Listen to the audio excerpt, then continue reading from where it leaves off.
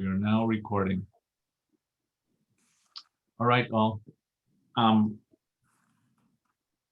Christian, would you like to take roll? Mr. Chair, if you can hear me, I will take the roll. Thank you, sir. Okay. Rock Ashfield. Here. Armando Balderrama. Thought you said he was Armando here. Balderrama. He was here. I don't see him now. He We lost disappeared. him. Yeah. Okay. We can come back. We can come back. Yeah. John D. Yep. Mary Chan. For the last time, yes. You'll be missed, Mary. Adrianita Reyes Cruz. Yes. John D. Here. Dan Dixon. Here. Cynthia Gonier. Here. Gwen Henry.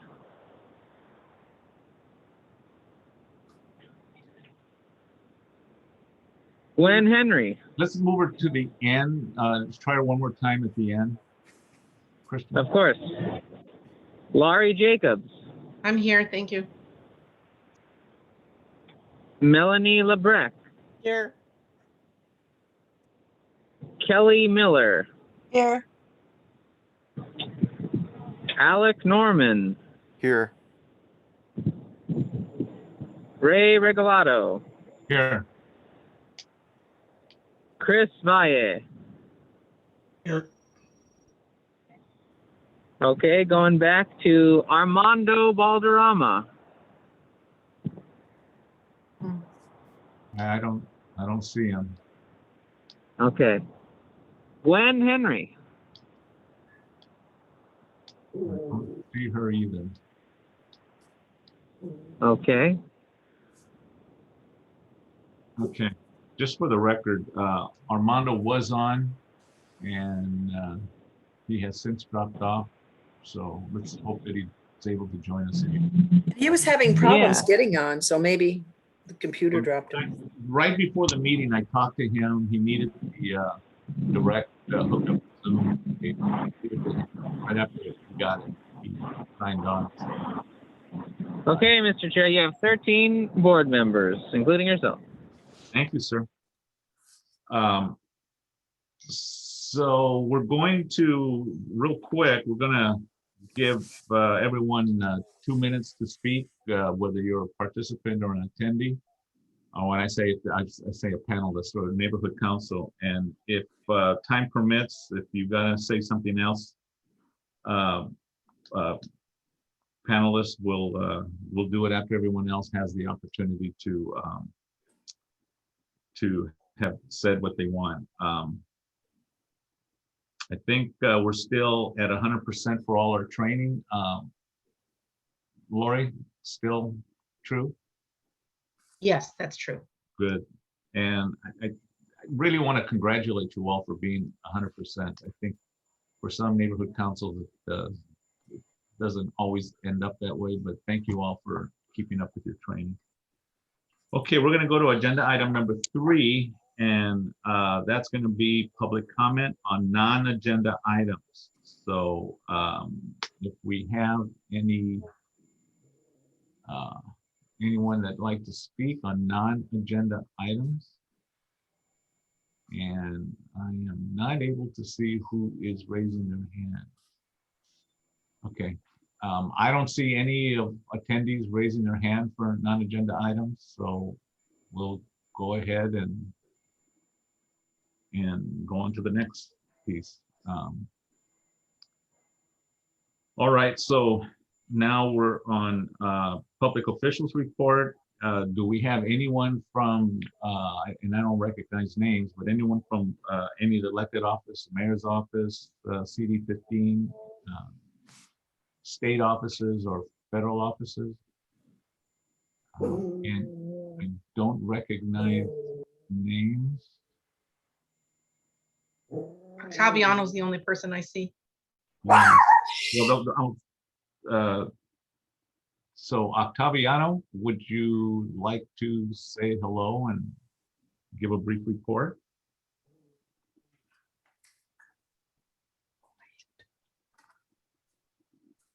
Octaviano. Now we lost him.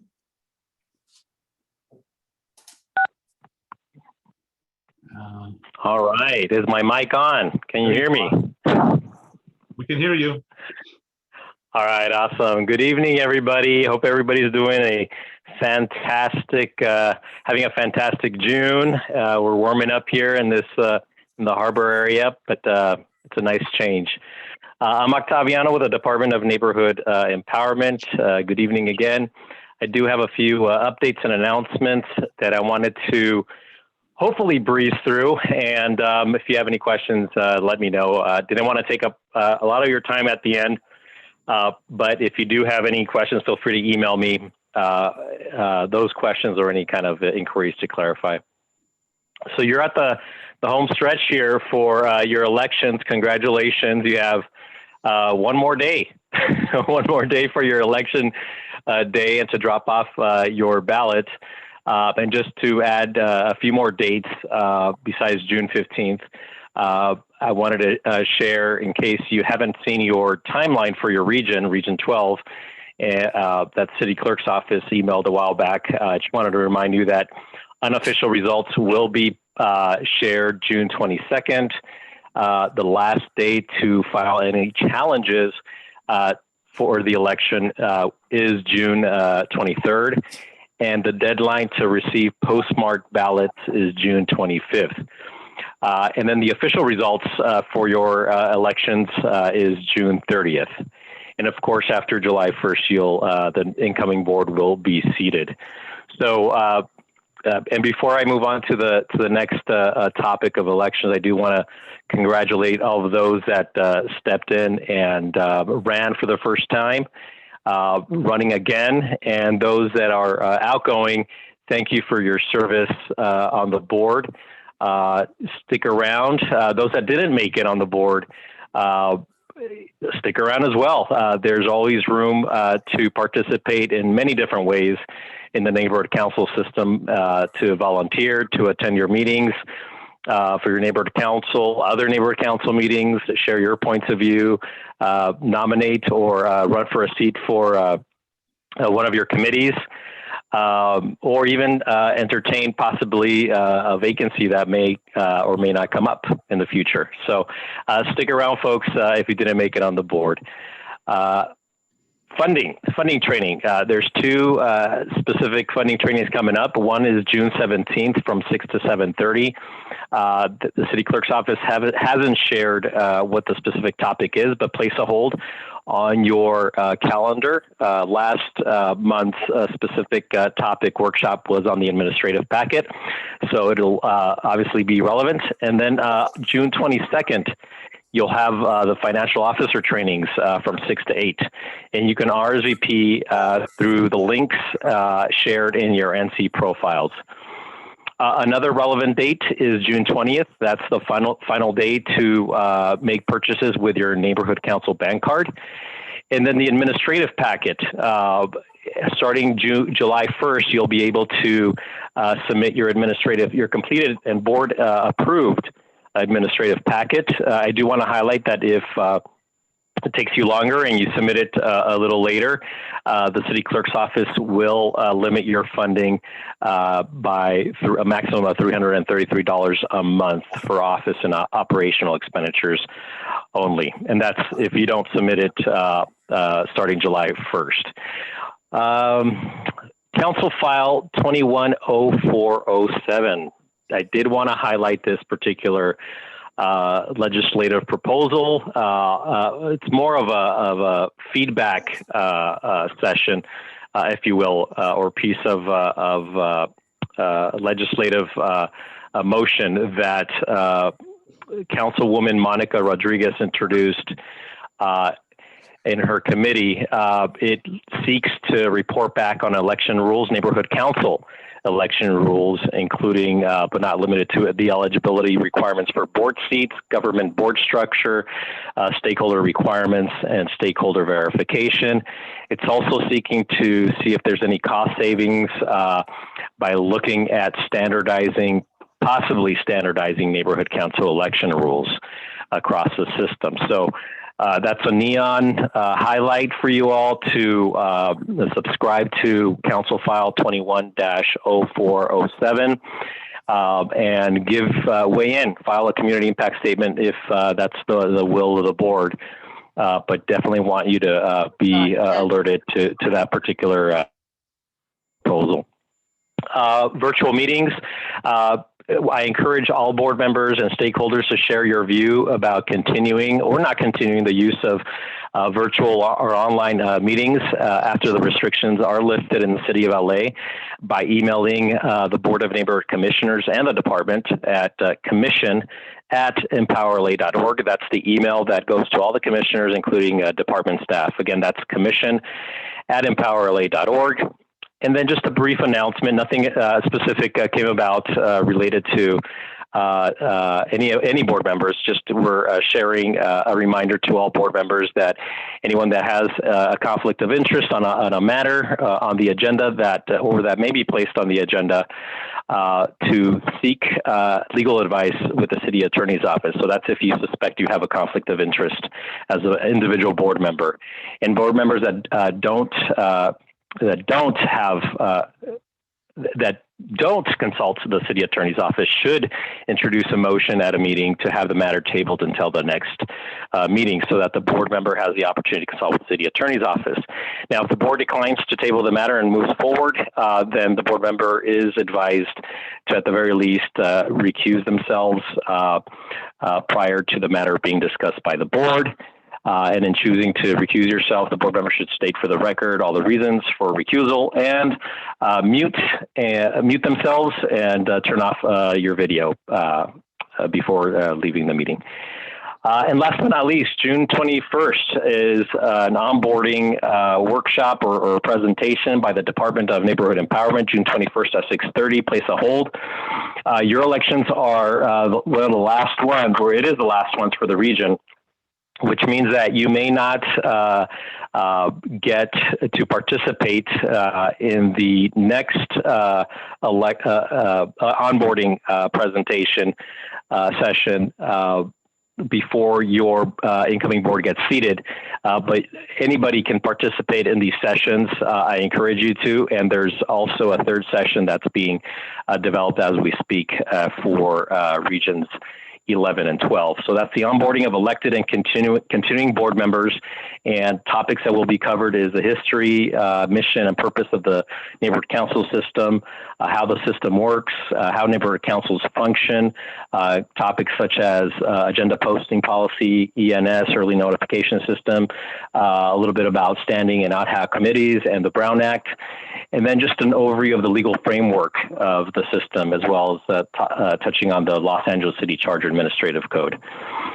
So RSVP through your NC profiles, and that's June 21st at 6:30 p.m. And I believe I haven't missed any other items, and if I do, I'll email them to you. Thank you very much. That concludes my report, Mr. Chair.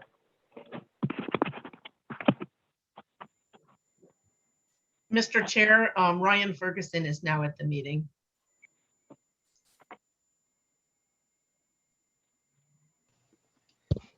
Good evening, everybody. Can you guys hear me? Yes. Okay, perfect. Don't have a whole lot, but I do have some information regarding the community grant program. You know, the voting period closed on the 31st of May. We're just going through the motions with the city attorney and city clerk's office to just, you know, go through the proposals and make sure they meet all criteria so that our office can expend those funds. And by the end of the month, hopefully sooner, but by the end of the month, all announcements on, you know, the winners for all communities in Council District 15 should be announced. So looking forward to that. And again, hopefully sooner, but at the latest by the end of the month, we'll have that information out for everybody and hopefully have funds expended by the end of June as well. Is that it, Ryan? That's all I have right now. All right. Okay. Nice to hear your voice. Hope you're doing well. Thank you, Ray. And if I can just say, Ryan, the Pride event at Welcome Park was really nice. Please extend, our thanks for the celebration. It was really great. Absolutely, will do, Ray. Thank you so much, and thank you for being there, and thank you to your wife as well for what she provided and what she contributed as well. You're welcome. Mr. Chair, you have a raised hand. I'm not sure if it's a question for Ryan. You have two raised hands. Okay, I see. Okay, Gwen is on the line also, just so that I can let Christian know that she is here.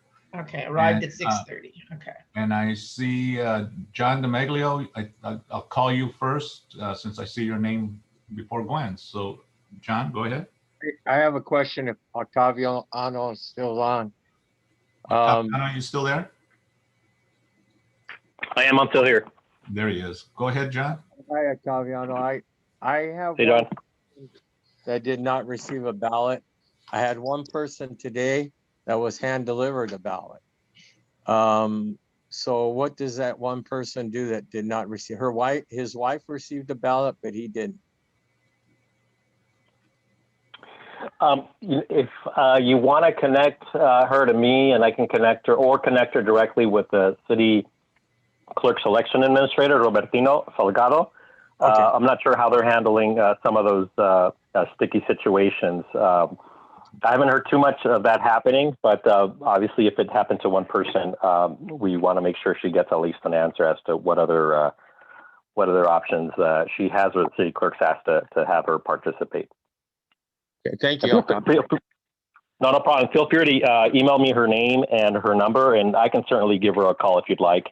And then I can connect her with Robert. Whatever is easier for you. Okay, thank you. Okay, no problem. Gwen, you're up next. Hey, Ryan. Glad to hear your voice too. I had a question. Are there any updates on the progress of the Gateway Dog Park? You know, that strip park that's right there by the 110 freeway? Yes. So, we're still, progress is going well on that project. We should hopefully have that finished with LACC and LA Sanitation, hopefully within the next 60 days, and then look forward to a ribbon cutting for that project. Thank you. Mm-hmm. Right.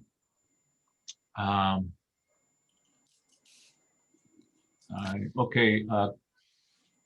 Chris, you have your hand up? Yeah. Hi. Real quickly, and honestly, this just occurred to me, Ryan, because you're on.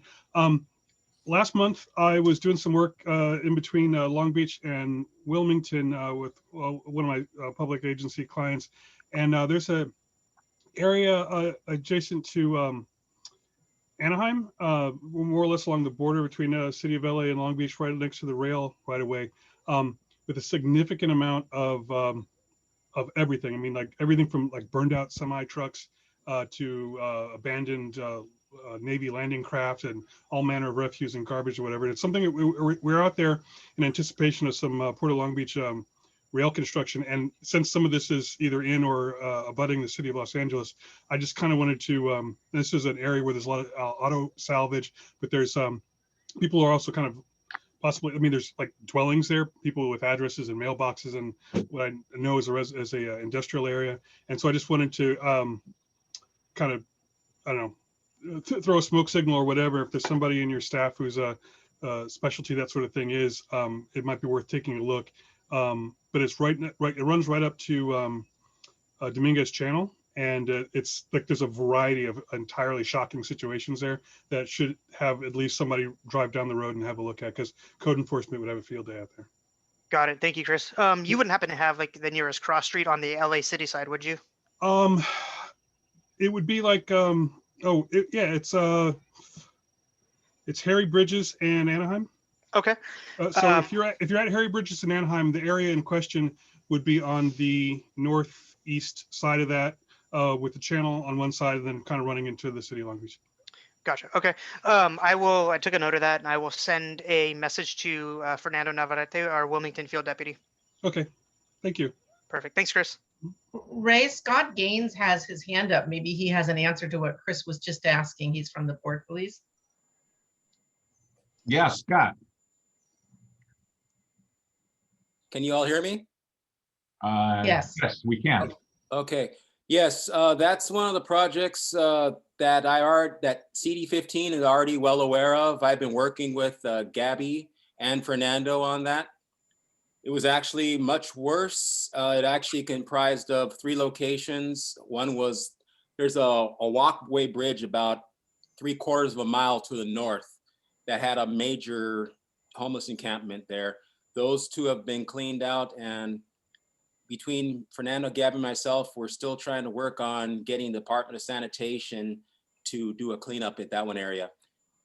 So yeah, they're already aware well of it. Yeah, that's good. And again, the homeless issue was something we sort of expected to see, but that wasn't exactly it. And what we did find was, in a way, it was even more shocking. But I'm glad that it's not a mystery or a secret. Okay, Scott, thank you for that update. It's really timely. Thanks a lot. We'll be coming back to you in the public safety arena here. So I do not see any other hands up. Octaviano, Ryan, thank you for being here and for your input and listening to the people with concerns. Let's move over to our next person is our budget representatives, Melanie and or Lori. Any updates, either one of you? No, there's no updates other than they have a vacancy for a budget advocate, but Cheryl, our former minute taker, has expressed wanting to take that. And so if she wants to fill that position, I think it's fine. Okay. The only thing I guess I would add to that is, I don't know, Ray, if we want to mention the Budget Tribune, or that it's another group doing similar work to Budget Advocate. Yeah, maybe on our next go around, starting July, maybe we can invite them out just so that they can introduce themselves and talk a little bit about what they do. Okay. And how they do it. Okay. I'll make note of that. They have done the split then? Pardon me? I'm sorry. They have done the split where the people have left Budget Advocates and gone to the Tribune thing. I'm not sure that I understand that they've done a split. I think there's different groups or different individuals who feel more connected to one versus the other. But I think it's a good opportunity for them to get on and maybe talk a little bit about what they do, and maybe if there is a difference, understanding what that is. So, yeah. Okay. Okay. And I would probably be safe to say that there's no budget advocate report either. No, there isn't. Okay, so we'll move on to our next agenda item. That's agenda item number 5, first responder reports. Since Scott kind of jumped in there with an update, given a question, Scott, do you have anything else you want to kind of let us know about what's happening port-wise and references public safety out there? Sure thing. There's a lot of different, well, starting tomorrow, actually. Everything's opening up really fast. And we're actually having a lot of our events. We just got done with the cinema Toy Story that was last Saturday. If those of you are interested, there's going to be another cinema on July 17th. They're going to be playing Selena. That's at the USS Iowa. Another one will be August 7th. They'll be playing The Sandlot. It's free to the public. Just get onto the CD15 website and request a ticket. On June 19th at the Cabrillo Youth Center, there's going to be a Juneteenth ceremony It's closed to the public, but just as anyone who wants to go down to Cabrillo Beach, it might be affecting them on that day because they might be closing off Shoshonian due to the ceremony. There will be fireworks at around 8:30 or 9 o'clock when it gets dark. Let's see, where am I? And then our second to largest event, or could be the largest event, we're having Insomniac. Insomniac was a electronic dance music festival. It's going to take place July 3rd and July 4th. They're expecting 10,000 people each day. So when you combine the third, we're not too worried about, but when you combine the 10,000 people at Berth 46 with the thousands of people who are going to be at Cabrillo Beach, if anyone was planning to go to Cabrillo Beach on July 4th, you might want to plan accordingly because the parking is going to be a minimal because Insomniac bought up all the parking lots that the port has to house their people. And that leaves very few free spaces. So you might want to get to the beach really early that day. The fireworks are going to take place, I believe, same time, around 9 o'clock. And then Insomniac will keep going till 12. So if you those of you who live on the hill will probably hear a little bit of the music, but they say they're going to take measures so that it doesn't go too far. And for everyone living in San Pedro on the 26th,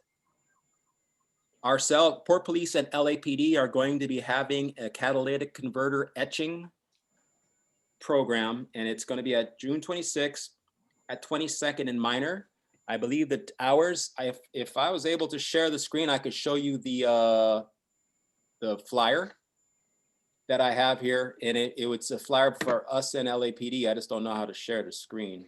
Ray, do you want to share the screen, or also you could send the flyer so we could post it everywhere for you, Scott? Okay, I can do that too. Yeah. Scott, Scott, I can move you over as a co-host and okay, that'll work fine too. Oh, okay. Then I need to stop sharing. Sorry. Yeah, but okay, still send us the information so we can post it. So Scott, let me. Okay, I stopped sharing, so he should be able to now. All right, I don't see the thing in it. You should be a co-host now.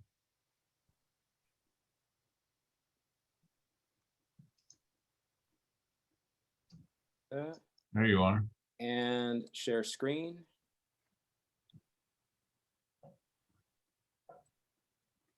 Try that now. It's not letting me share the screen though. You're pushing the green button that says share screen? Yeah. And what happens when you do? It says host disabled participant screen sharing.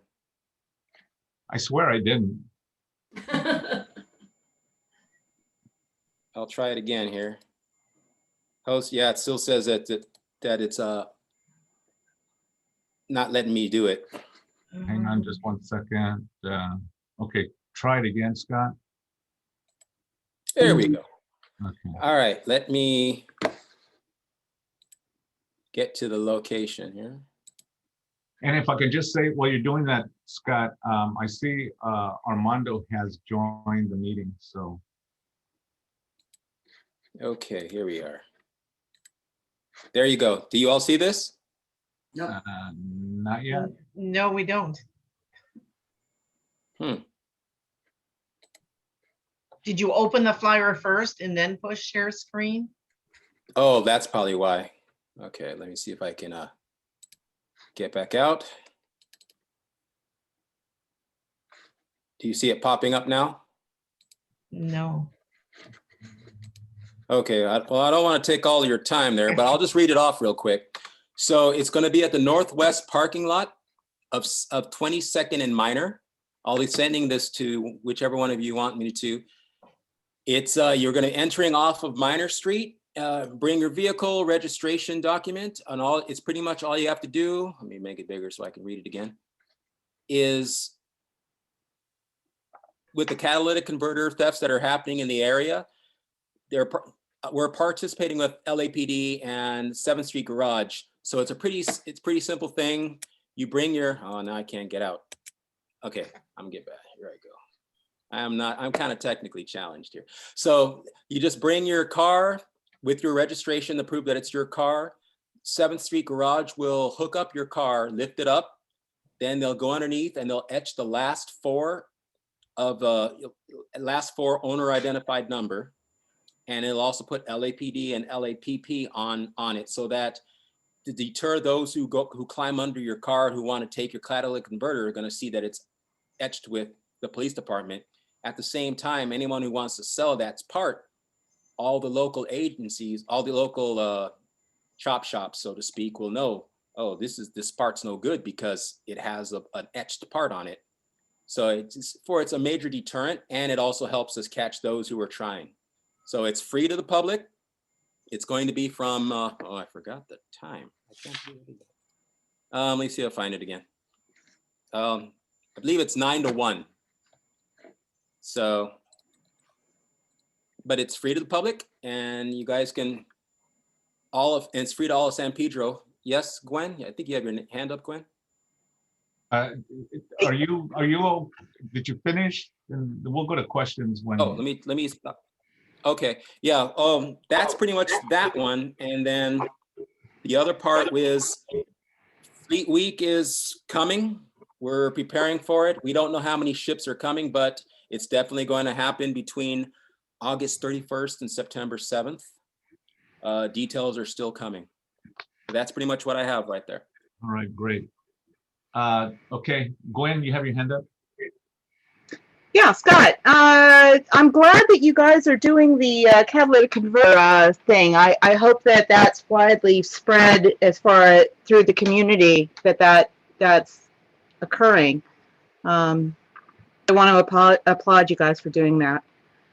No problem. I believe LAPD is their senior lead officers. They're blasts through the internet and through like Facebook and Instagram, so that everyone can get out there and get it.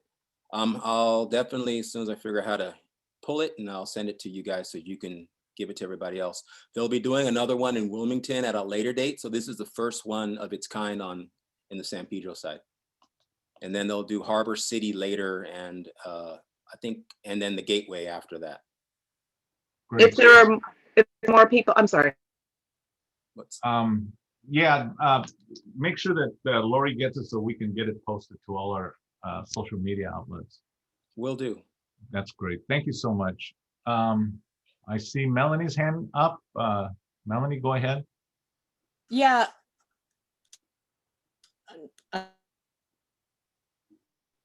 You're muted. Melanie, you're muted. Could you make sure also that I get the information on the catalytic converter thing so that I can get it to all the neighborhood watches to get it distributed? Will do, will do. And it's a very quick process. Apparently they can lift that car up, etch it, lift it down, you'll be gone in no time. It takes you longer to fill out the consent form to do the pay, because you have to fill out a consent form to allow them to scratch it into your car. They say it takes about it takes less time to etch your car than it does for you to fill out the consent form. Okay. So it's very quick, and it does a lot of good. Great. Thank you, Scott. No problem. Senior Lead Officer Dan Brown, you're up.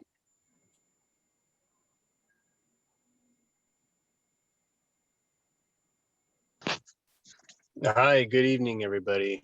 Yes, I'm Senior Lead Officer Dan Brown, the SLO for the Northwest San Pedro area. And I'll just piggyback on Sergeant Gaines and say that I will be there on that Saturday, June 26th, I think it was. So I look forward to all you guys coming out and helping us try to bring awareness to this issue that has been a continuing problem this year and was a big problem last year.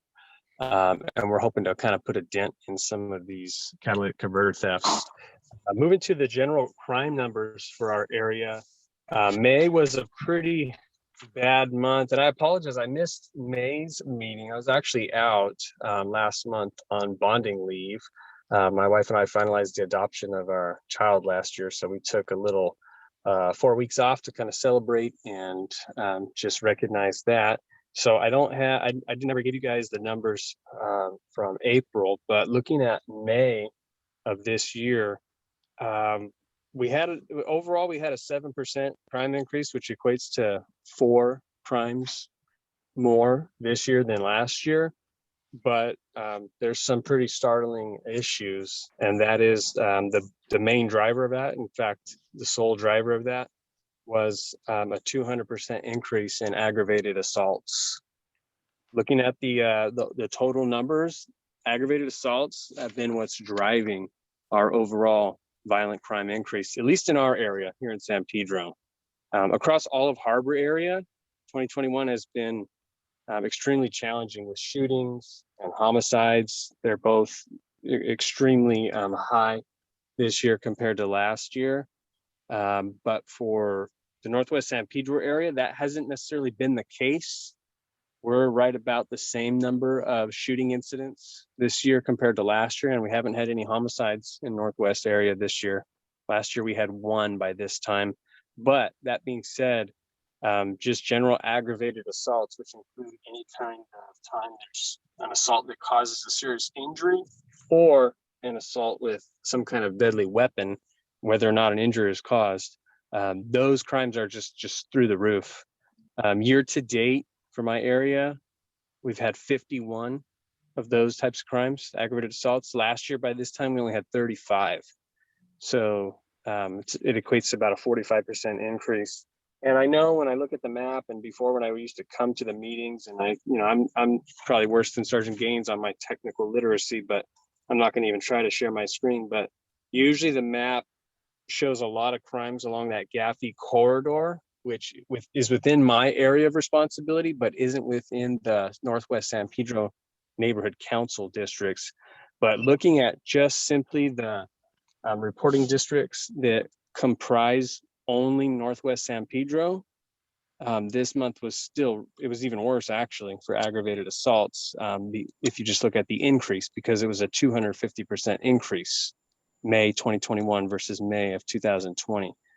We had a total of 7 aggravated assaults where somebody was injured or, there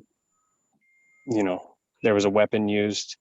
One notable incident occurred in a normally very quiet neighborhood off of Gaffey and Miraflores on May 2nd in the early evening hours. There was a reported road rage incident. I know our detectives are also investigating this. I couldn't get an update from them. It didn't sound like they had a lot of follow-up information on so far with their investigation, but they are investigating it. So there could be a nexus to gang activity here, but it was initially reported as an incident that began on the freeway, and the victim in this case cut off another driver, exited the 110 freeway over there by where those 2 car washes are, entered that Miraflores neighborhood, and then was cut off by the other driver, which stopped them in the street and began shooting at them, fired 3 rounds in their direction. The occupants of the car were not injured, but still it's obviously a shooting incident that was documented as an aggravated assault. There was also another incident at Bogdanovich Park on May 11th. Somebody reported hearing what sounded like gunshots. And the next morning, officers were in the area, or I should say a citizen actually was in the area, the same citizen that heard the gunshots. I don't think they called it in. Maybe because of the fireworks of the area, they ended up not calling it in. But when they were at the park the next morning, they found a couple of shell casings from, I believe, a 9mm pistol that had fired some rounds, apparently. And so that was documented just as a shots fired in city limits, because we don't have any information on a victim. But certainly there's a troubling trend going on right now with aggravated assaults and specifically shootings in all of Harbor area. I could even tell you another story about somebody there was another shooting incident near the area of 7th and Pacific. I think it was May 21st. And that ended up becoming unfounded. The victim went to the hospital, but a gunshot went to their foot, apparently, and reported it as being shot. But upon follow-up investigation, the victim recanted his story and admitted that he had shot his own self in the foot. So whether there's a lot of shootings or not, there's people carrying guns. I have many more stories. I don't want to take too much time, but there's officers out there doing good traffic stops, pedestrian stops, and they're finding people with guns around town. So just be careful, be mindful of your surroundings, and make it, call the police, make reports when you see something suspicious or you see somebody. You might even see somebody with a gun on their person in their car. They might be brandishing it. I have several brandishing reports, people brandishing knives or guns, not firing it necessarily, but just scaring people or intimidating people. So definitely be careful out there. And other than that, I think that pretty much concludes my report. All right. Thank you, Dan. Let me go to the attendees first. Christian, I see your hand up. Is this a question or? Yes, but I think. Just wanted to be list again. Oh, Christian. I'm also Christian, yeah, not Chris. Christian, go ahead. Yeah, I just wanted to be a panelist again. Oh. Okay, let me move you over. I just moved him. There seems to be something wrong because he keeps popping back over. Yeah, I don't know why. Okay, Chris, you're up, and then I think Gwen had her hand up too. Gwen was before me, I think. But I'll go. Anyway, very, very quickly, I don't want to go too much into the weeds legally, but just for Officer Brown, in an incident like that, where you have a person firing a weapon, a firearm at another, like clearly at another, at a vehicle or at people, what's the difference between an aggravated assault and attempted murder? And then what would be your recommendation as a law enforcement officer for your average citizen as to, possession of or purchase of a firearm? Thank you. So I'll answer the first question first.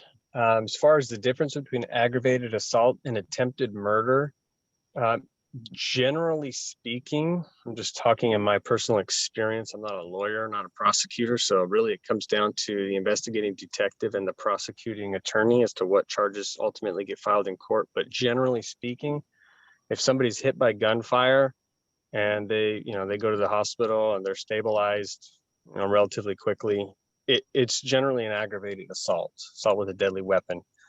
Somebody has to sustain a very serious injury, or it has to be, usually it goes together. Like if somebody were to walk up to somebody and shoot them in the back of the head or something, and somehow they weren't seriously injured, that would still be considered an attempted murder because of the high likelihood of that person, and targeting that person and attempting to kill them. It seems weird. It seems obvious. I remember thinking the same thing when I first started. If you're shooting at somebody, there's a good chance you're going to kill that person if you hit them with gunfire. So it seems like it should be obvious that you'd be able to file and get a conviction for attempted murder, but that's just not the case. That's not what we typically experience in Los Angeles Superior Court. So generally it's if somebody sustains a very serious life-threatening injury, they're in the hospital for some time and their condition is not immediately known or something of that nature, or it's like an obvious targeting to the head type of thing or something of that nature.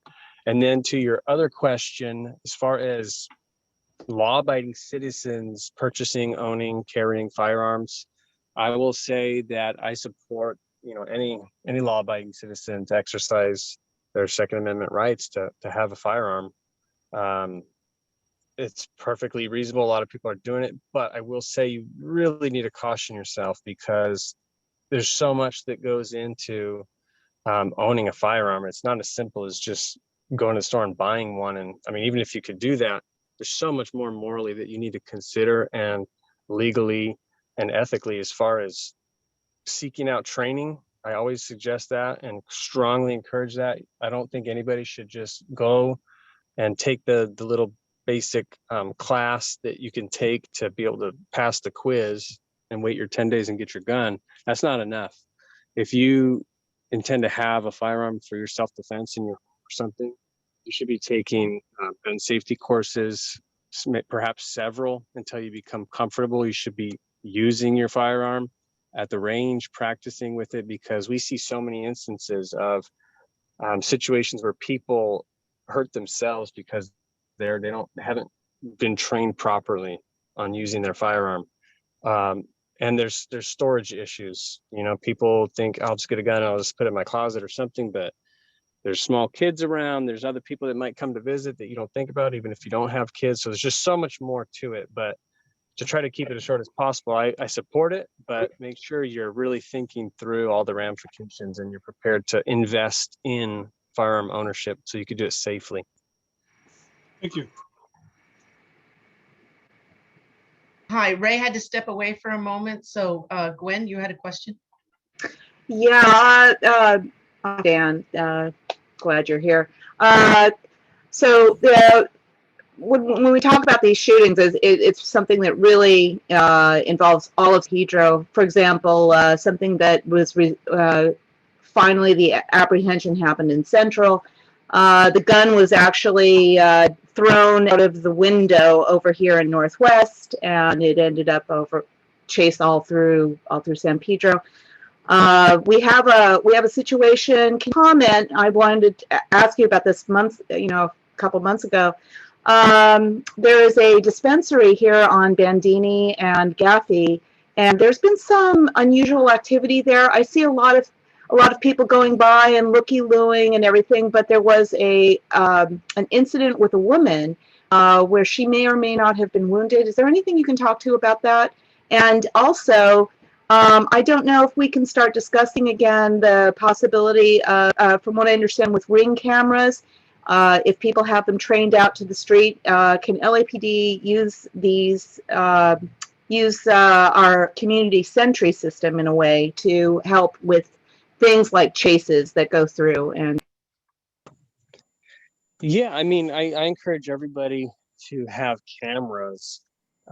They've been proven to be very helpful in identifying offenders and assisting with prosecution of cases. And yeah, to your point, when there's been, I remember being involved in a vehicle pursuit where the person crashed and exited from they made a couple quick turns, and even though we were pretty close behind them, the turns happened so quickly and they got out so fast that we didn't see them run away from the car.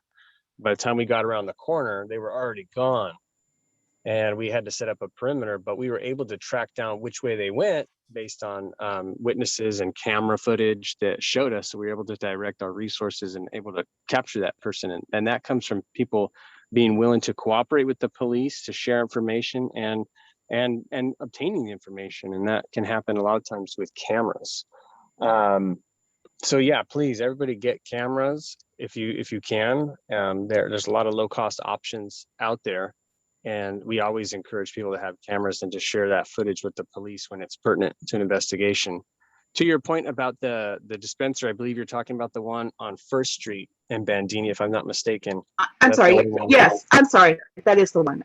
Yeah, that's the only one that I know of in San Pedro. I know several years ago, I think it was CD15 that kind of pushed it, or the city. But I know that our narcotics unit put a lot of effort in shutting down all the dispensaries within the LAPD's jurisdiction in San Pedro. They weren't operating legally the way that they were supposed to, and for that reason they all got shut down. So we haven't had a dispensary in San Pedro proper, meaning in the city of Los Angeles part of San Pedro for several years now. And indeed, that one on First and Bandini is technically in the small little portion of San Pedro, which is under the Los Angeles County Sheriff's jurisdiction. And I'm not trying to, badmouth them or say they should shut that down. But what I mean to say is that I don't have a whole lot of information on the status of that. I know they have done some enforcement activity there, because I remember seeing having that reported to me through the neighborhood watch in the area. There was some sort of raid or some kind of operation which involved numerous sheriff's personnel. But as I understand, it was up and running very shortly thereafter, if it was ever shut down at all. I have seen quite a bit of activity there just driving by, but I really can't say with firsthand knowledge what's going on there. But there's problems with all dispensaries, just about. I have never seen a dispensary that hasn't had issues, or unscrupulous people that kind of hang around. And I know that marijuana has been legitimized quite a bit, and there's lots of regular law-abiding people that use it, but it also brings an undesirable element as well. So I just can't really say too much more about the issues there because I'm not privy to those investigations. So it's a county issue. Yes, yes, 100%.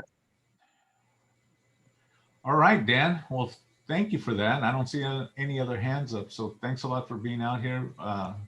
Really, we appreciate this work that both you and Scott do. So thanks a lot for being Yeah, here tonight. it's definitely my pleasure. Thank you guys. And we'll Thank be in you, touch sir. soon. Take care. Bye-bye now. Ray, I'm here. Finally got the system working. Who, or Armando? Yeah, I noticed your name up there. So Yeah, I just want you to know I finally got the system working right. gotcha. Okay, good. Okay, so we're going to go to agenda item number 6. That is presentations. We have a update from Clearwater and the Clearwater project. So, Was there a CPAP report? No? oh, that's right. I'm sorry, Melanie. They canceled CPAB this month. Okay. Okay. Yeah, they had a conflicting event they were doing, so they canceled it. It'll be this Thursday now. Okay. Coming up. Thank you. Okay, so I have Clearwater up there. I can promote Glenn to panelist, and I see Arlene's there too. So it looks like she's from Clearwater. I can promote her also. All right. Okay, did that work, Glenn? Yeah, I think so. Do you want me to use my slides or can you move the slides for me? I'm here. You tell me to move to the next slide and Lori will do it. Okay. All right, let's do it that way. So thank you for having me here this evening for an update on the Clearwater project construction. And I'll start with the timeline for the project, which is the next slide. It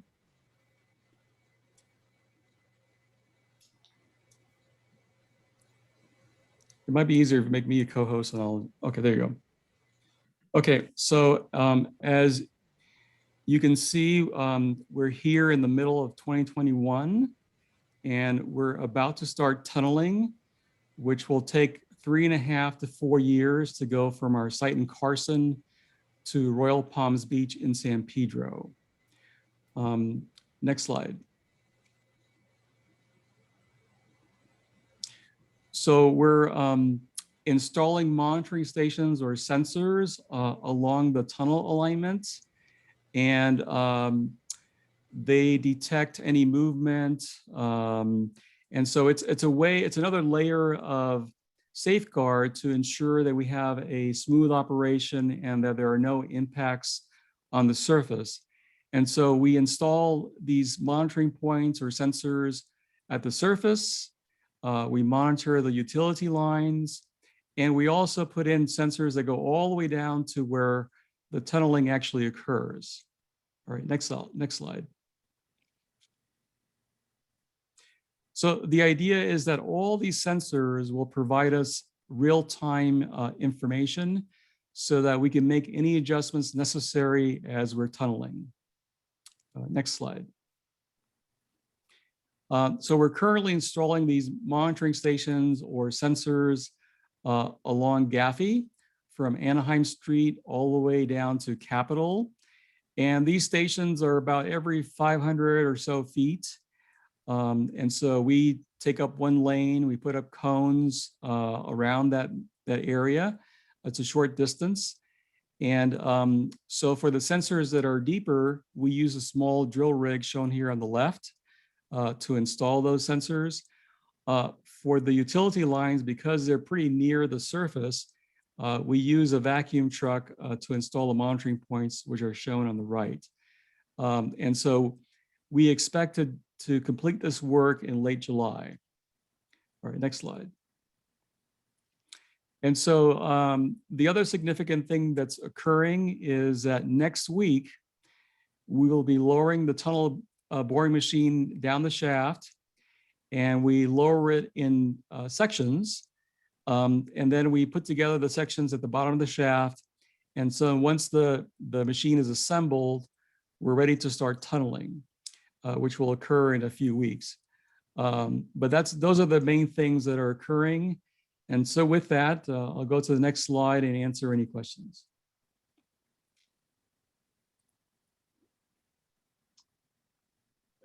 let's see. Okay, I don't see any hands up. So We will post this update on our website and we'll include it in the e-newsletter and post it on social media. Okay, very good. And so if any of you have any questions, always feel free to call me or get a hold of me, and I'm happy to answer any questions you might have. Thank you, Glenn. That was very concise and succinct. All right, thank you so much and have a great evening. You too. okay, so that'll take care of presentations. Move on to the next agenda item, which is the consent calendar. We have 4 items in our consent calendar. Just a quick review. We have approval of May stakeholder meeting minutes. We have approval of a letter to Caltrans supporting decorative wall treatment 47 off the exit on Harbor Boulevard. Let's see, we have the approval of CIS to support street furniture if amended. And finally, the last one is approval of letter requesting change in community plan boundary. Do I hear anyone asking to have any of these moved off the consent calendar? I don't see any hands, so can I get a motion for the consent calendar? Mary will motion. I'm sorry, who's that? Is that Mary you? Yes, Mary okay. will motion. Okay, Mary is forwarding the motion. Any second? I'll second, Chris. I thought I heard Chris Valle, so he'll do the second. Any discussion? No discussion. So Christian, would you like to take the vote count? Hello, Mr. Chair. Yes, I will take the roll for the consent calendar. Rock Ashfield. Yes. John B. Yes. Is Armando Balderrama here again? Yes, he is. Okay. Yes. What do you vote? Yes. Okay. Sorry, Mr. Balderrama. Mary Chan. Yes. Adrianita. Yeah. John D. Yes. Dan Dixon. Yes. Cynthia. Cynthia. Yes. Okay, Gwen. Yes. Laurie. Yes. Melanie. Yes.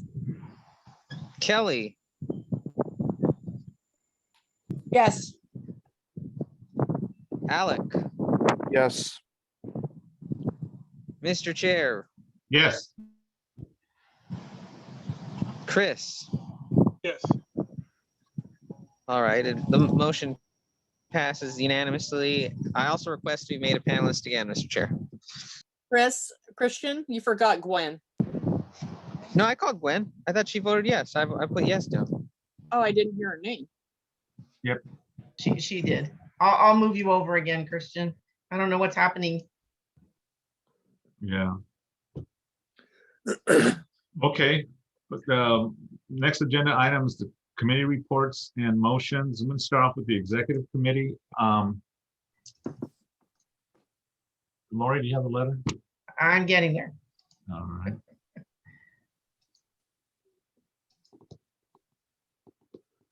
There we go. Okay.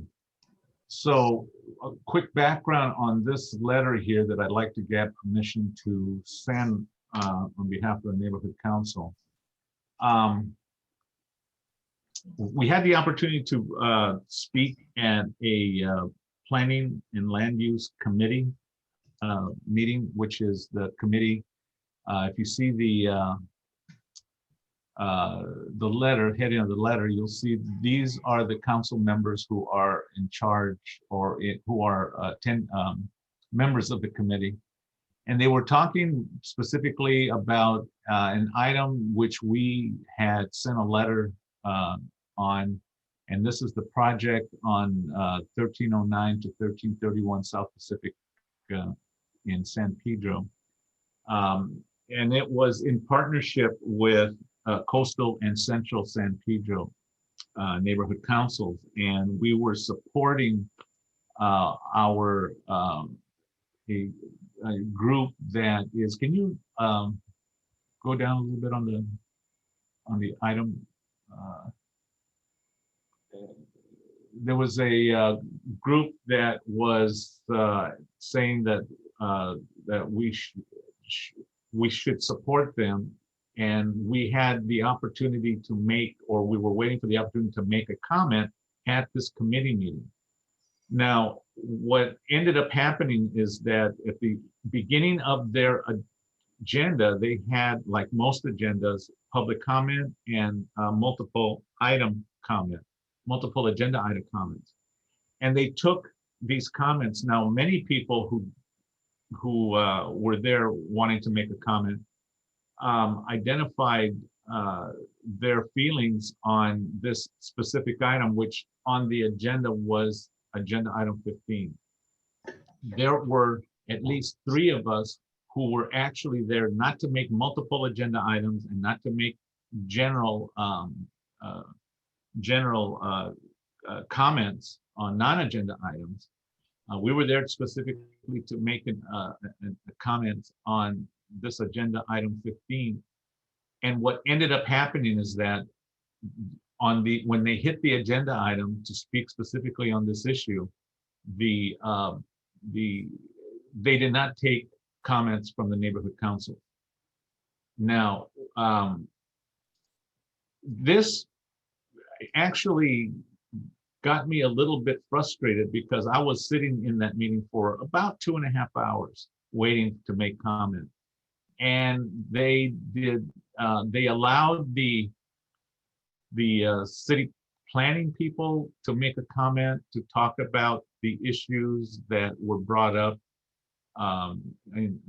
by this group of community stakeholders in which we supported their contention. So the city planning department, they made a comment. They had an opportunity for the people who were opposed to the project make a comment, which we were there to support that opposition. And then we were ready, and they were aware of the fact that they had neighborhood council representatives to make a comment on it. They did not let us make the comment. Now, my problem is, the problem that frustrated me is that there are multiple committees within city council. There are multiple commissions and committees that occur within appointed by city council. And it appears that each one of them, their rules are different. So you will have people waiting there, ready to make a comment like we were, and we weren't even called. We weren't even given the opportunity to express how our neighborhood council felt about the project. The vote was taken without our comment, and it was passed, as is by those city council members. This letter is to say that there is a problem with that process, and there should be more of a consistency in how this process works for people who are not used to jumping in on these kind of meetings, so that they have the ability to understand process and know that the process is consistent across the board, across each individual committee and so on, so that we don't have to have frustrations like we had on that one. Example, there was, when you go to the port committee, they have a meeting that you can comment on. It's run somewhat differently than, say, this committee that we were waiting for. The situation is, let us make our comment. Let us be able to make the comment as our charter says that this is what we're supposed to do. We're supposed to advise. We were there to advise how we felt as a community, and we were unable to. So this came out of the executive committee. With your permission, I'm asking that you will allow me to send this on our behalf, expressing the frustration and how there should be a better process for people to comment on and stick to a specific process across the board. So that's what the ask is, and it came out of committee. So we can go directly to comments for any of you who have comments or questions. Sorry. I do not see any hands up. Oh wait, Lori, your hand's up. How come I don't Yeah, see it? I don't know. I was hiding. So I think it's a good letter. I think your points are all well taken. I just wonder at the very it keeps disappearing. If the last sentence, if we should give them a time, you say, please let me know how this issue would be handled, but addressed, but we don't say a date we'd like to hear back from them. Do you want to put that in there? We certainly can. We can give them, say, 30 days. 30 days. Well, how often does that committee meet? They only. Well, they meet once a month, but we could get some kind of feedback within 30 days. They're going to be meeting again, within that 30-day period. But I mean, this is something that goes beyond. And in fact, I'd like to see that maybe I can get this on the agenda for bond, so that we can talk a little bit about it too. So to get it a little bit, So you want to add 30 days? That's my suggestion. We can just add it with your, with the. So I guess I'm making a motion to amend the letter, I guess. Well, but maybe you want to have more discussion first. I see Dan's hand up. Dan? Ray, at the top of the letter, is this going to the city attorney as well as other people? Yes, I see that. Yeah. Okay. There. So the city clerk and city attorney. And okay, got it. It just feels like the old case of contempt that we are dealt from downtown every time something like this happens. It's we're not of much interest to a lot of these people, and I'm not sure what that development is, but is it so does it need to be hidden from the public what it even is? I wouldn't want to say that it, this has that underlying feeling that it's, it's hidden from the public, but it certainly makes it hard for the public to communicate their feelings, even if they're just calling in for the first time and they're looking for some type of way to understand the process so that they are able to comment. If you're not, for people who are calling in for the first time, they're really not understanding the process, and they'll make their comment maybe when it's not someplace where maybe we perceive as the appropriate place.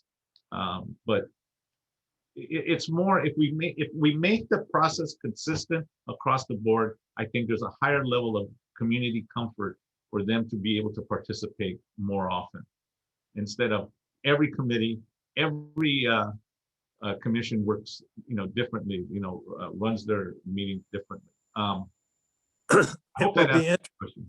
It will be interesting to see who, if anyone, responds to this letter, but it absolutely needs to be sent. Yes. Thank you.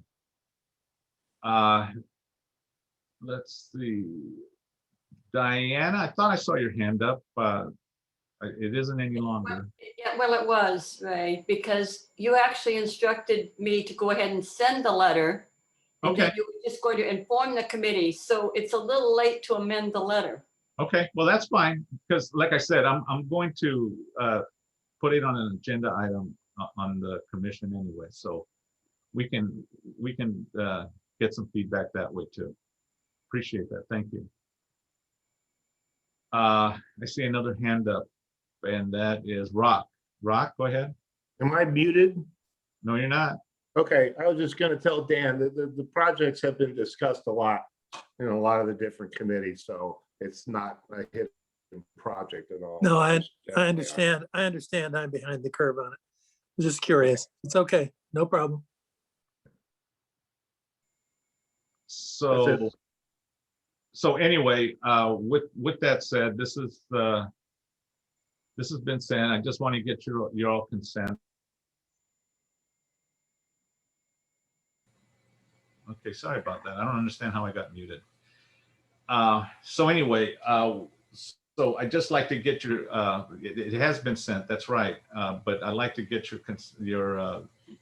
formal consent, for sending it out. So if we can just close the discussion, and Christian, if you could take a vote count.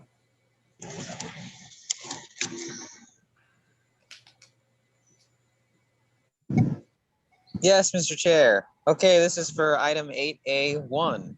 Yes. Rock, Abstain. Armando, Absolutely. John B, Yes. Mary, Aye.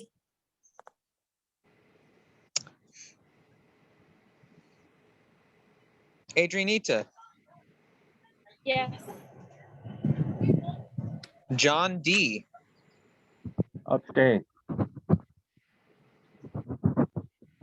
Dan, Yes. Cynthia, I got out of it again. Cynthia, Yes. Show me. Gwen, Yes. One. Laurie, Yes.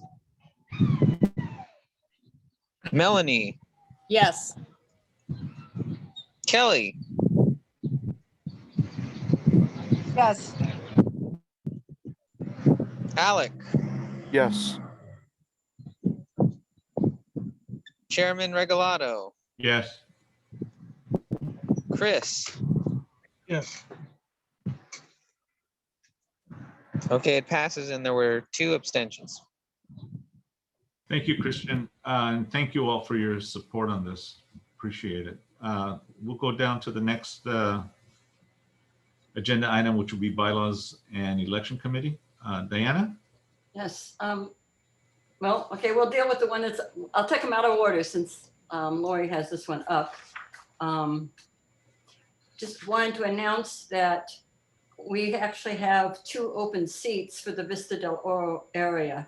There were no applications during the election process for the 2 seats in that area, probably because of the mistake that the city made that showed that we actually had 4 applicants, which really we had none. So once the election is concluded tomorrow, these 2 seats will still be available and will need to be filled by a vote of the newly elected board.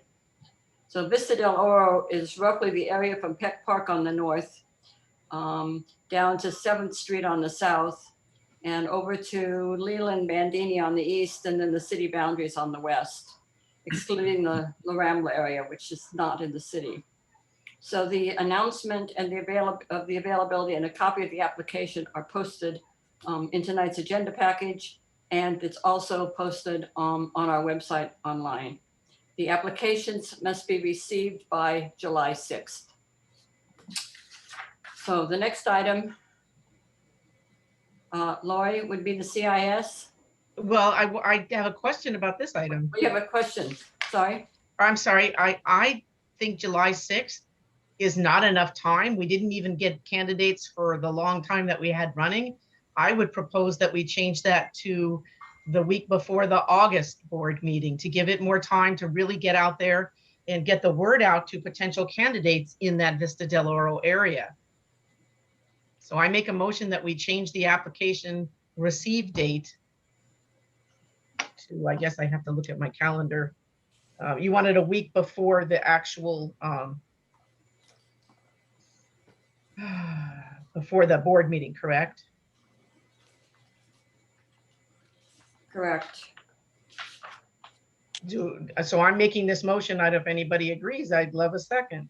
I'll second that. Yeah, it doesn't seem like right around 3 weeks is going to be enough time to find 2 qualified board members. I mean, we have our challenges with the regular system. So the next board meeting is the August meeting is August 9th.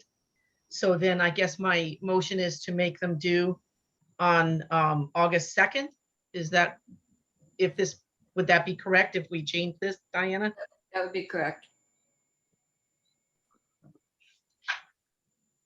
Diana, would that be enough time to process whatever we need to process? Oh, yeah. If they're received by August 2nd, that gives us enough time Okay. to do it. As long as I'm not out of town that week. I'm out of town. No, I think I'm not. I think that's okay. Okay. The committee did consider that, and the committee was trying to get the 2 new members installed at the same time, so the board started off with a full membership. But it's up to you all what you want to do. Okay, so we have a first and second on the amendment. Any discussion? I think we've kind of started the discussion here.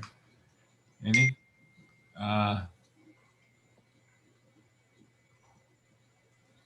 Okay, no discussion. Melanie has her hand up. Okay, Melanie, go ahead. I think what Lori has proposed makes sense, that we extend the date out, because we were having problems getting candidates as it was from Vista del Oro.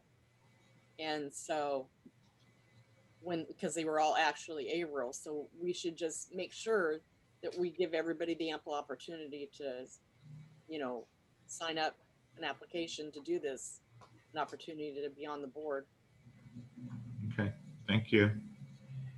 Let's see. I also see Rock. Yeah, probably not a major point right now, but the description of the Vista del Oro area really doesn't fit how we actually classify it in real estate. Vista del Oro in real estate is like 1st Street to 25th, Gaffey to Western. So it's sort of confusing when you say Vista del Oro, because I think I would live in Vista del Oro. In fact, I do, but for the Northwest classification, I think that's why we also had little problems getting people. I think people applied, they thought they lived in the area and they did. And I agree with moving it back. So for 6 years until just 2 months ago. All right. Not from a real estate perspective. Okay, so let's. I appreciate your comment, Rock. John DeMeglio, you're up next. Yeah, is there anybody that is running right now that should have been running for Vista del Oro? There are 2 candidates that are running for the at-large seat that actually live in the Vista del Oro area.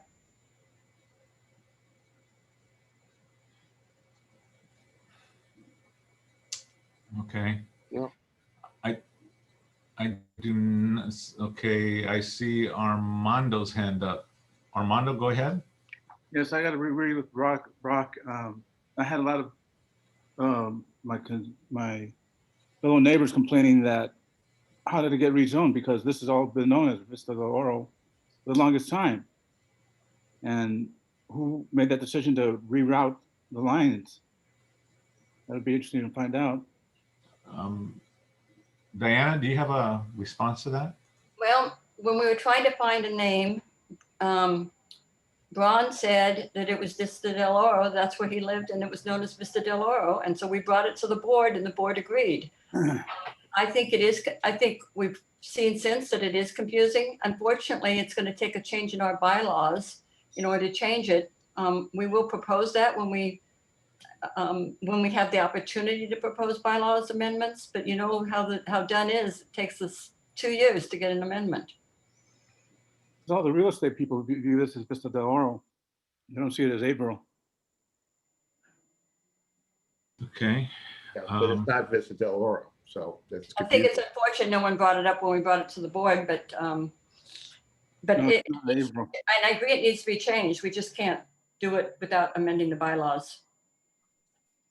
in the real estate, it's known as the Holy Trinity area, just for the record. And Okay.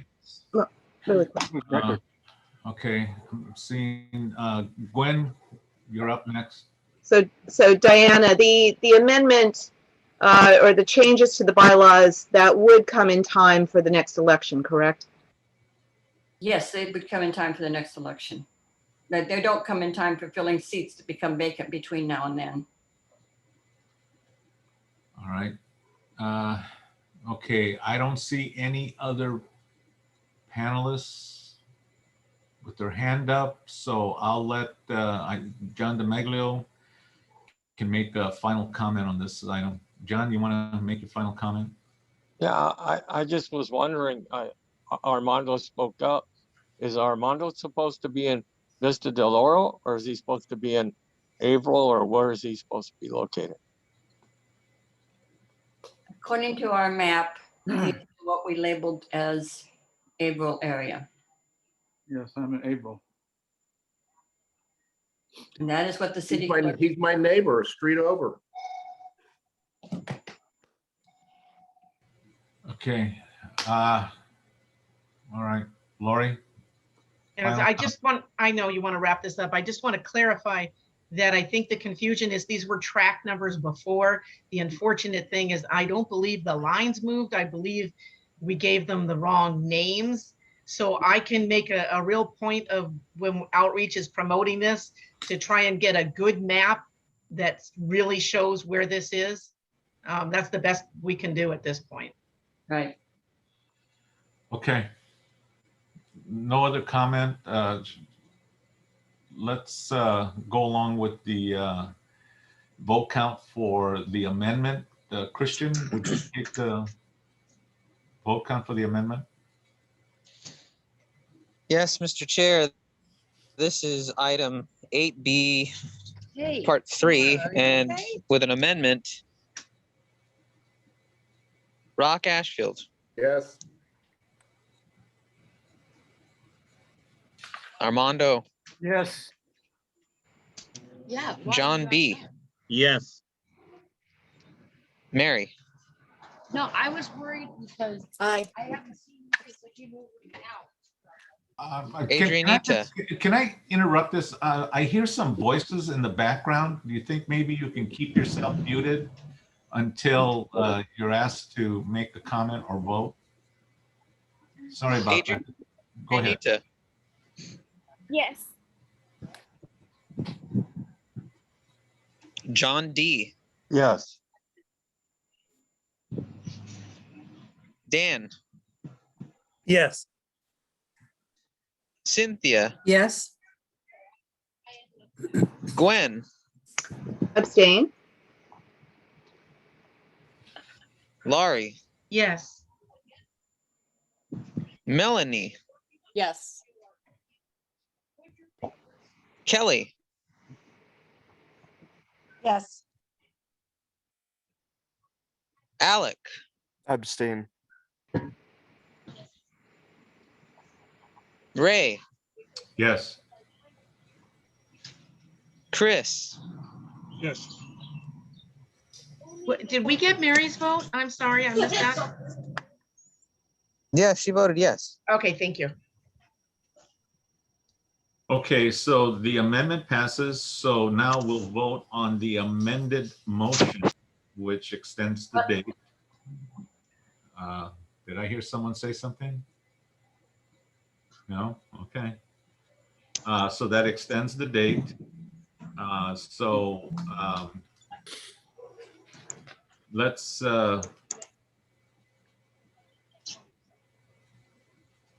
go ahead and take the vote count.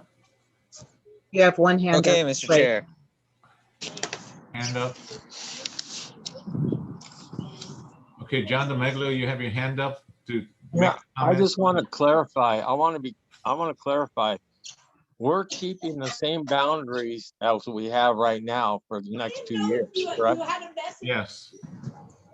So whoever's aged out of that boundaries because of something that was done wrong cannot run for the Vista del Oro area, correct?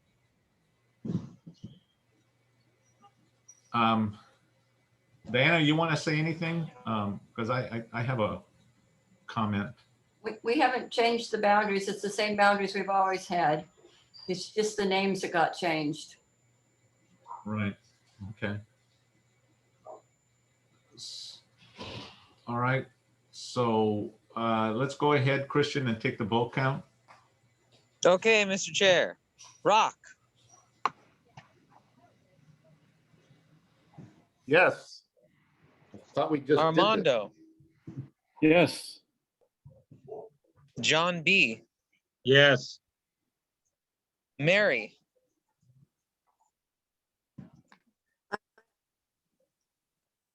Can't hear Mary. you, Mary.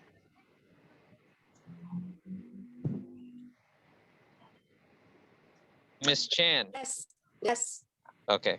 Thank you, Miss Chan. yes. Adrianita, Yes. Braun. Oh, sorry, Braun's not here. John D, No.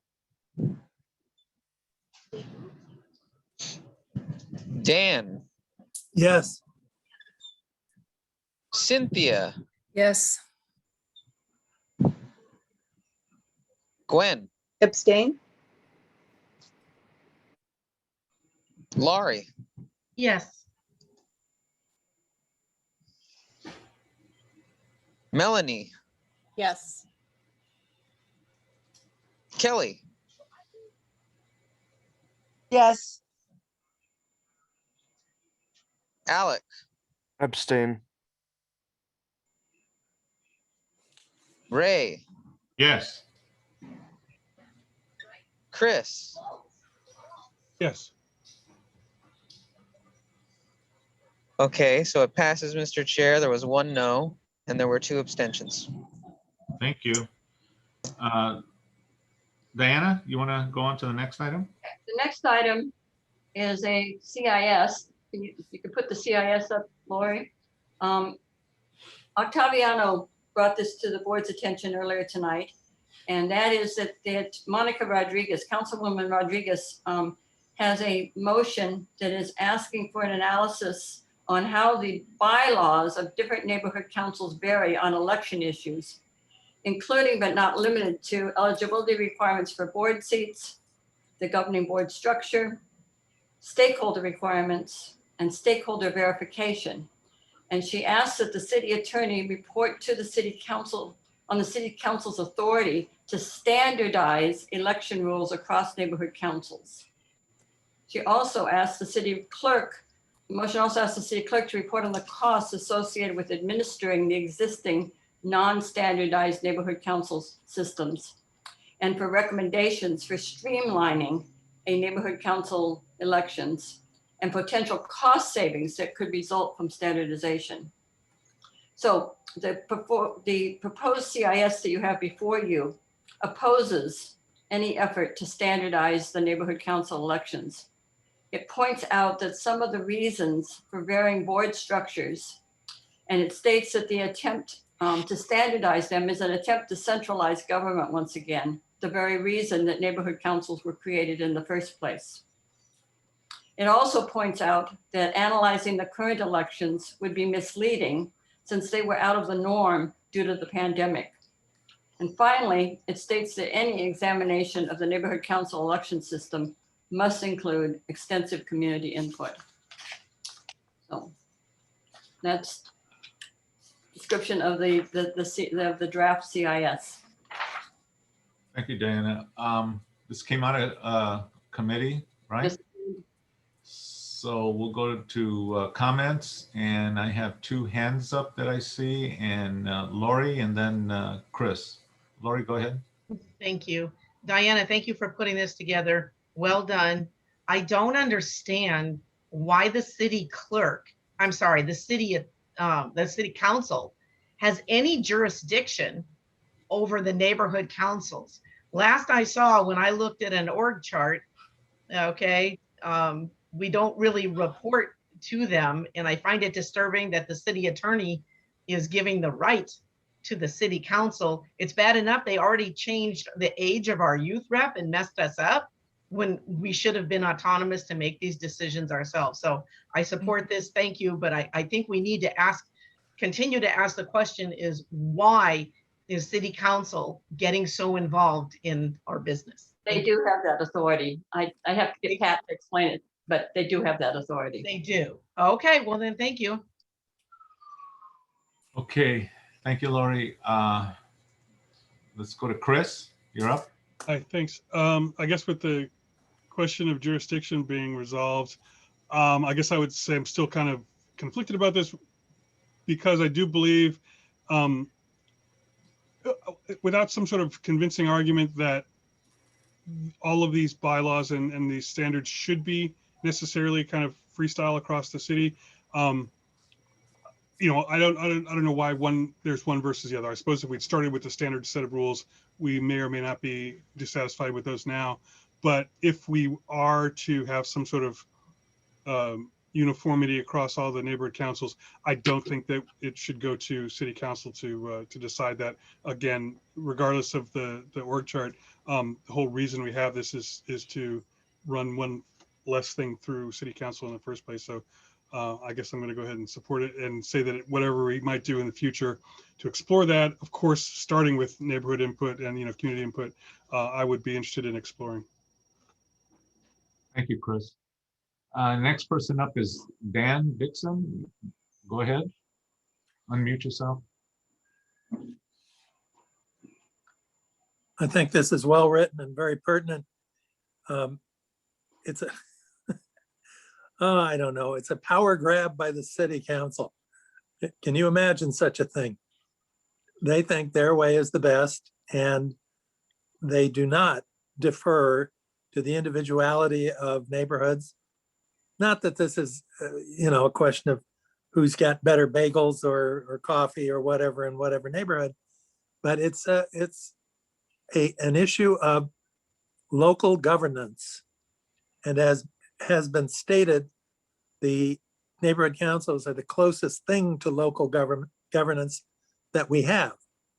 And I know I can understand why the city council person is asking these questions, but I don't like them being asked because it only leads to further diminution of the neighborhood council system. Thank you. I would just add that this particular city council person had a problem with the elections in one specific neighborhood council in her district. And that's what prompted this. Thank you, Dan. Thank you for the response there, Diana. So next person to make a comment is Gwen and then John DeMeglio. Well, in regards to the different types of neighborhood councils, some areas are heavy with business and industry. Others are highly residential. The makeup of those councils would be considerably different. And in regards to, for example, this neighborhood council, because we deemed that, the purpose of spreading out and making sure that all corners of this neighborhood council, our attempt was to have representation from every corner of it. And so our bylaws are slightly different than quite a few others in the attempt of inclusiveness. So, and that was something that was deemed different here.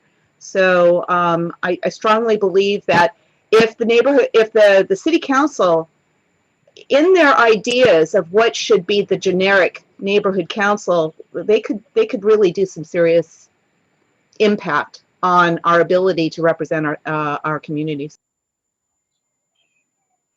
Thank you, Gwen. John DeMeglio, go ahead. Yeah, I'm against this. The reason why they're stating this because there's a lot of corruption, and they want to uniform it because what they're doing is what the neighborhood councils they're setting their agendas for their own self-interest, and it's wrong. Thank you. Thank you, John. I see no other hands up, so let's close discussion. And Christian, would you take the vote count on this, please? I can take the vote, Mr. Chair. Thank you. This is item 8B1. Right. Rock, Yes. Armando, Oh, was that a no? Okay, we're voting for the letter, right? Yes. Okay. So Rock voted yes. Armando, you voted no? Okay. John B. Yes. Mary, Yes. Adrianita, Yes. John D. No. Dan, Yes. Cynthia, Yes. Gwen, Yes. Laurie, Yes. Melanie, Yes. Kelly, Yes. Alec, Yes. Mr. Chair. Yes. Chris, Yes. okay, the motion passes. There were 2 noes. Thank you, Kristen. Diana? Yep, the next thing is just an update on the upcoming election. The election ending tomorrow. The city clerk's office received 267 voter applications for Northwest. That is the most of any year, I believe, except the first, possibly the first year of our existence and the year when we had the big Punta Vista, when we had over 600. So it's a significant increase over other years. There were 19 that they found to be not eligible. They said most of those were just didn't have any tie to Northwest. They were just from other areas. And there were 3 applications that arrived by mail too late to be considered. If you haven't yet returned your ballot, recommend that you drop it off in the ballot box at Peck Park, which will be open until 8 p.m. tomorrow. Alternatively, you can mail it, but you must be sure it's actually postmarked before 5 p.m. So John DeMiglio, to answer your question, if someone has not received their ballot, they should call the city clerk's office first thing in the morning.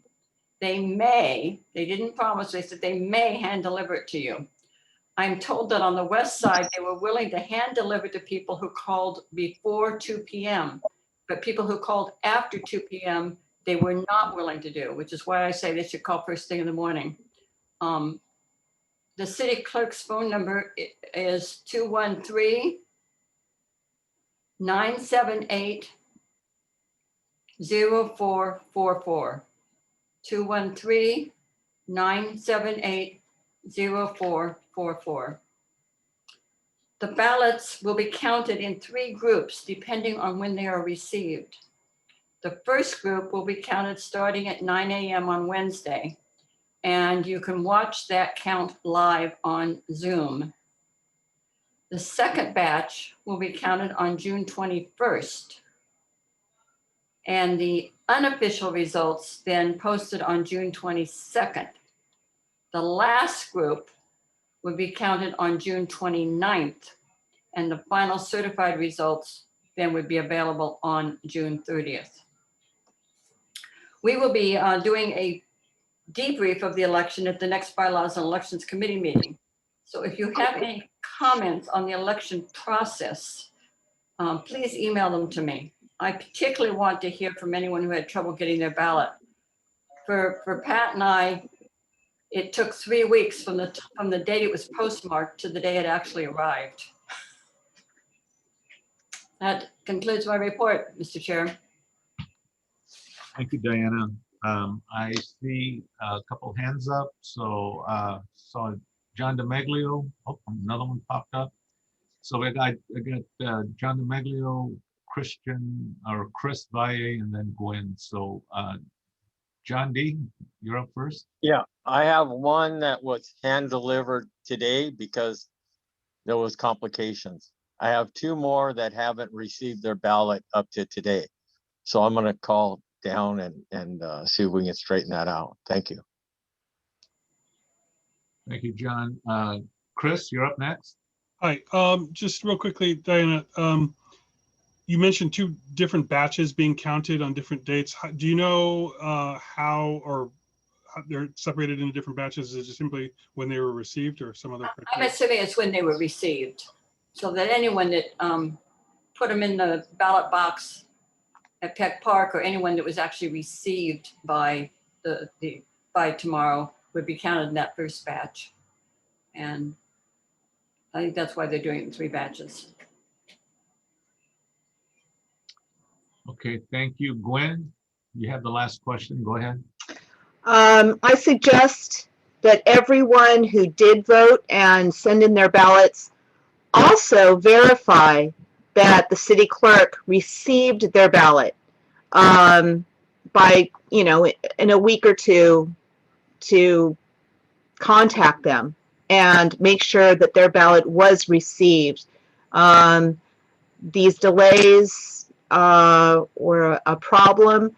From what I understand, the city clerk was working very hard with the west side. What district was that, Diana?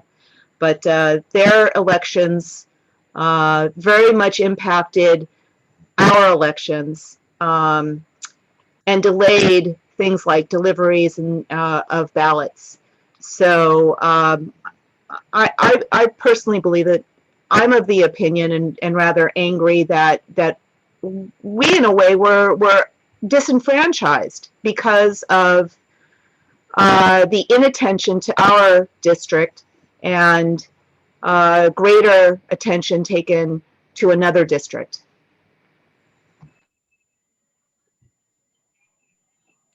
Okay. Gwen, thank you for your comment. Any last words, Diana, on any of the comments or anything? No, that's it. Okay, great. Thank you. All right. Let's do budget and finance. Okay, so this is the MER where we're at right now. There'll be 1 more for the fiscal year next month. At this time, we have $8,342.86 left, of which $780 for the mailroom still has to be paid when she sends me an invoice for 2 months that she has left. And then whatever Christian has billed for his minutes this month will come out of it. So it's going to leave us about $7,400 to roll over. That money will show up in August, September time, where we'll be able to add it back to the budget. But we'll start out the new fiscal year with $32,000. So this is out of committee. You can see here where all the grants processed and everything. So any discussion on this? I Okay. see no hands up. No hands? Wait, I'm there. Who was that? Me, Armando. Oh, okay, Armando. I raised my hand. All right, go ahead. I see your hand. Yes, for the last meeting, I brought up the point of why don't we use $1,000 out of the money that we're rolling over to get the safety belts, reflective safety belts, and to give those to the community? We can't do anything with the rollover until next fiscal year, Armando. Okay. We don't have it yet. They'll give it to us in August or September. Of next year? Yeah, next year. That's ridiculous. No, this year. Just next fiscal year. Next fiscal year. Yeah. Oh, okay. Because it would still be nice to get it for the community. Yeah. Get It's some little- August. It won't be until August, September, though, that we see that money back into our budget again. And did we ever get our $1,000 back from the people that had the fireworks that they never displayed for us? No. They're using them this year. Okay, thanks. Appreciate it. Okay, I see no other hands.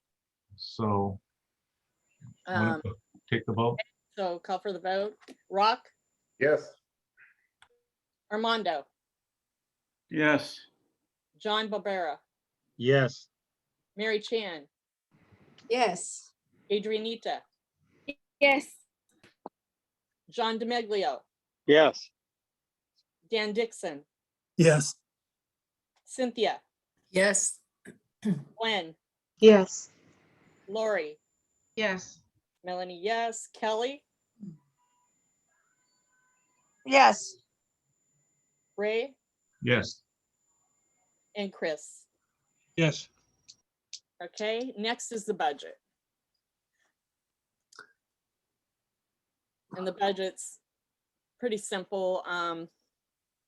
It shows at the bottom, same amount left, 8,342.86, and we most of the money left is in outreach funds and in minute taker and virtual office, and all that money that's left from all of those will just, like I said, roll over, and we'll use it for next fiscal year. So this is out of committee. Any discussion? Okay, Rock, Yes. Armando, Yes. John B, Yes. Mary Chan, Yes. Adrianita, Yes. John DeMeglio, Yes. Dan Dixon, Yes. Cynthia, Yes. Gwen, Yes. Lori, Yes. Melanie, yes, Kelly, Yes. and Ray, Yes. and Chris Valier. Yes. Okay, then the next one is, this is our new budget. We don't include the rollover funds in this budget. We have to do another new budget in August or September when we receive the rollover funds. This is what's called a preliminary budget. So this allocates all the 32,000 for next year, and this budget can change every month if we want to. This is to get a budget so that we can take the trail running after next meeting. Once we have a new board, we can have our budget money right away and get this submitted.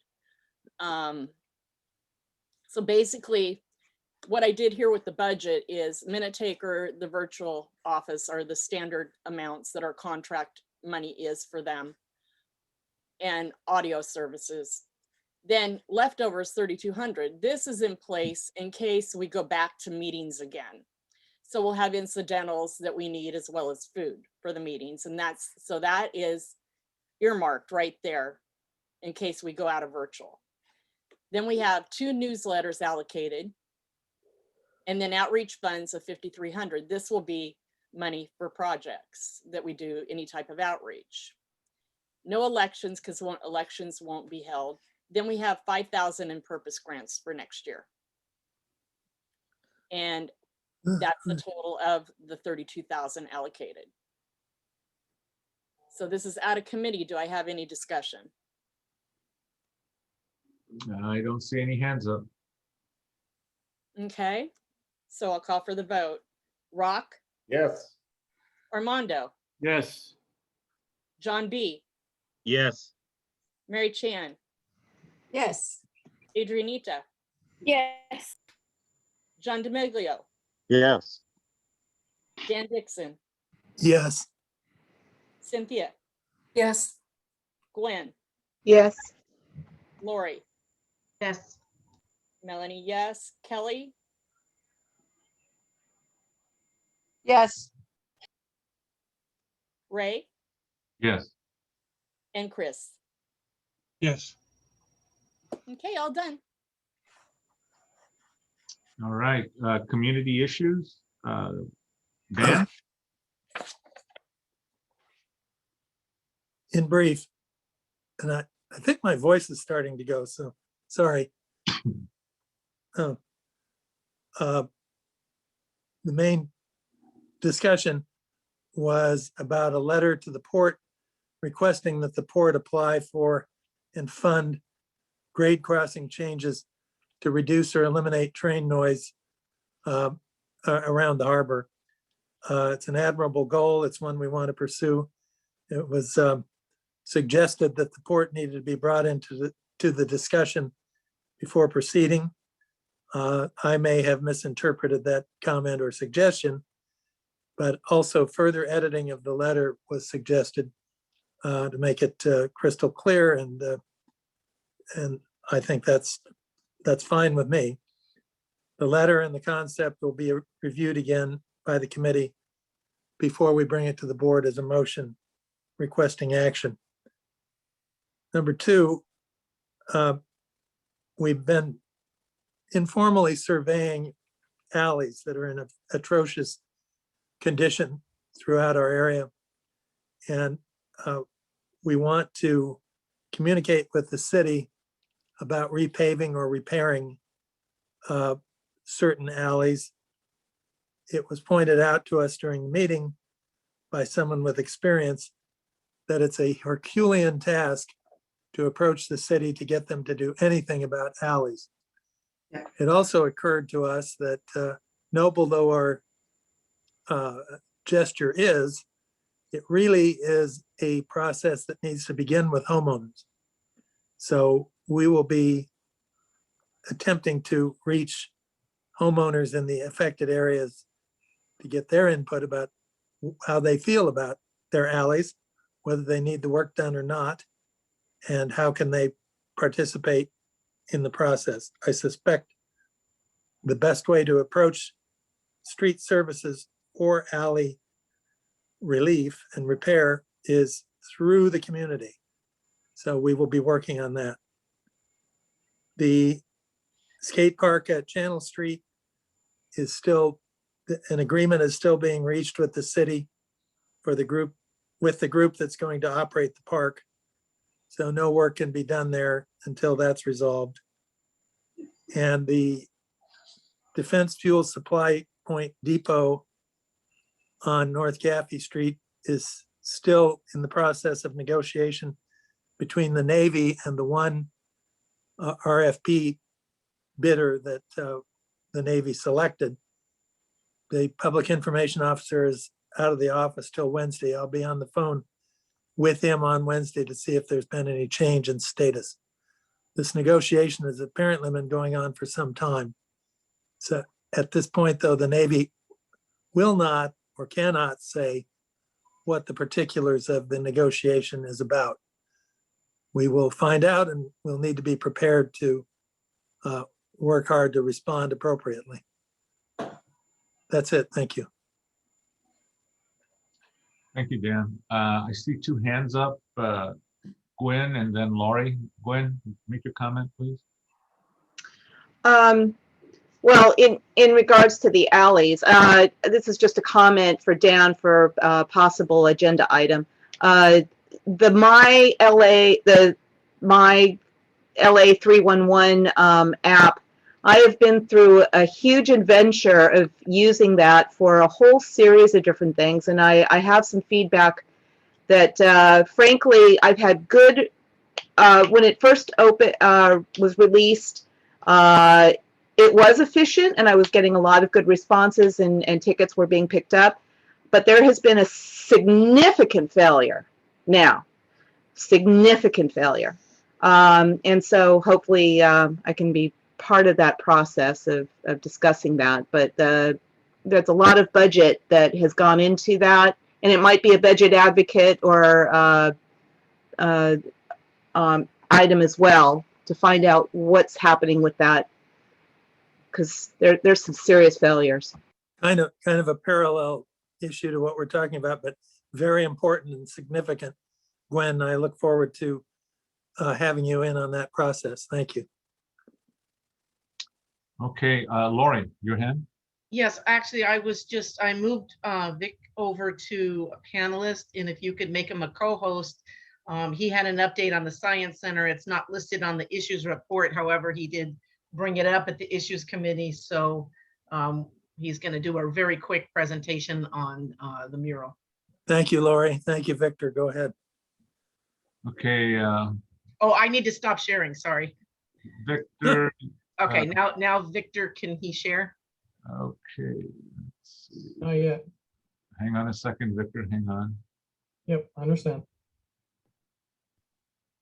Okay. Victor, you're now a co-host. Go ahead, you can start sharing. Well, now that we're Okay, off the I record, got I it. got a few things to say. Okay. Okay. Nick, are you able to share? There we go. Yes, I am. This is just a quick update on the mural that we've talked about in the past. It appears, although I haven't got the official word yet, it appears to be finished. So I just wanted to show what's there. This is of course, the full side. The rationale behind some of these framed areas. This is the poppies for the state flower and local flora. This one is for signifying teamwork, sustainability, and community. People of all ages working in the garden. Life cycle of the butterfly is for science. Nice. This is for collecting food from the garden and sustainability by growing what we eat. This is highlighting harvesting local produce and vegetables from the garden. This is signifying friendship and diversity. You have children of different ethnicities there. And this one is showing the life cycle from seed to sprout, talking about science and gardening. And then this one here is a panorama of the entire wall. The name kind of got cut off at the top, but you can see the different pictures and everything there. And that's it. Just wanted to show you what's there. Thank you, Victor. That's I think it's adorable. yeah, I think it's great. Okay, I see a couple hands that are up. Let's start with Kelly, and then Gwen's hand is up again. I just wanted to share, I went to a training today at the old Science Center, and I was absolutely amazed at how beautiful it was. The mural is really, really beautiful. Everything was so clean. We did a nice training. We had a big grassy area to hang out with the artists. We had an artist showcase there today for a training, and it was really, really nice. I'm very impressed with what they've done, and I have to give Louis Bartasich a lot of credit. It's really nice. Great, thank you for the comment. Gwen, you're up. Victor, do you know if, the LAUSD has a series of pre-authorized sites for field trips. Do you know if the Science Center has already been pre-approved, and what the timeline might be when students might tentatively be able to go there for field trips? Is that set for 2022, or might it even be farther out due to the pandemic? But Well, the authorization is, yeah. Actually, before the pandemic closed a lot of stuff down, there was a pilot science program for 5 schools, had 5th grade classes going to the Science Center. And they already had a curriculum started and everything, and that got stopped when things got closed down. We have not heard anything about when that's going to start up again yet. But if if restrictions get lifted as scheduled tomorrow, and I think Austin Butner, the superintendent, recently said that they were going to shoot for, well, I think in his words, they were going to open up the schools for in-person attendance starting in the starting in the fall. Whether that actually happens, I think, is yet to be seen, but that apparently is the goal. Once that happens, we'll have to see how things work out with going to the center again, because like I said, we haven't heard anything from LAUSD yet on how they're going to start things up again. But as far as being on an authorized list, I know nothing about that part. But if they were going there before the pandemic. I assume they're on whatever list they need to be on to start up again after the pandemic. It's just going to be a matter of when they actually do it. Okay, Kelly, I see your hand up again. You have something to say about the specific question that Gwen raised? Yes, we're voting on our tentative agreement right now for our entry into school, and field trips are not on there yet, so they haven't been approved. And we're having ongoing negotiations, and we're still working on all the mandates that we're going to follow and the restrictions and everything, but field trips are not on there yet. And we're voting, we should have the results from our vote on our contract, our tentative agreement, I think within the week or so. Thank you, Kelly. Okay, I think that wraps up the community issues and the Christensen Center. So we'll go ahead and move on to the next agenda item, which is planning and land use. Diana. Great. Lori, if you could put up the slides for sub-area 4. Well, okay, never mind. I'll start with what we've got up. The solar impact. I'm sorry. This is the order that Christina put them in. I could go to another one if you want. Yeah, the sub-area 4B Cabrera. Okay. And go to slide number 6. Okay, so this is the motion. Yeah, we'll come back to that after we. Okay, I don't have. There it is. Okay. And go to the sixth slide. 2, 3, 4, 5, 6. That. That. Yeah, I'm wrong. Ooh, okay. Let's try there. That's That good. one. That's a good I always like to try to put up a representation so people can kind of get a sense, even though there are different. There are several different schematas, but this is one. So this is sub-area 4B. But just overall for Ponte Vista, all of the traffic mitigations have been completed. They anticipate that the park will open this fall, although it's dependent on the number of homes sold. The O Street, which is what they're calling the Road to Mary Star, they expect to have open in time for school this fall. So now they've submitted plans for 2 additional sub-areas. And once these plans are approved by the city, there's only 1/2 of one sub-area will not be under development. The total number of homes for Ponte Vista, including that small sub-area, would be 688. So sub-area 4B is being built by Meritage Homes. They happen to be the 6th largest home builder and have received awards for energy efficiency every year for the past 8 years.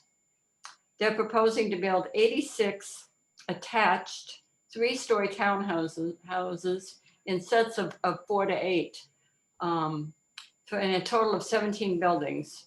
They have 2 different styles, and then they also have some different floor plans and different arrangements, different color schemes. The 3 and 4 bedroom homes would range from just under 17,000 square feet to just over 19,000. They all have 2-car garages, and they will all have solar pre-installed. Most of them will also have private patios and balconies. They're estimating the starting price someplace in the 900,000 range. So sub-area 4 is actually approved for a maximum of 140 townhomes with a density of 21 dwelling units per acre. This request would be for 86 of that 140, and the density would be 19.9 units, so below the 21 they're allowed in the specific plan. That would leave a maximum of 54 homes that could then be built in sub-area 4A. As with the other Ponte Vista areas, they're requesting support for their permit compliance review and minor relief from the facade zone and setback requirements. So the motion before you is to support this request. If you want to put the motion up, Lori. Okay, that was before this, right? Okay. Yes. Whoops, that was it. There we go. Yeah. So the motion right now would be the motion for Ponte Vista sub-area 4A. Out of committee? On committee. Any discussion, anyone? Let me pull up my, hang on just 1 second, please. Okay, so.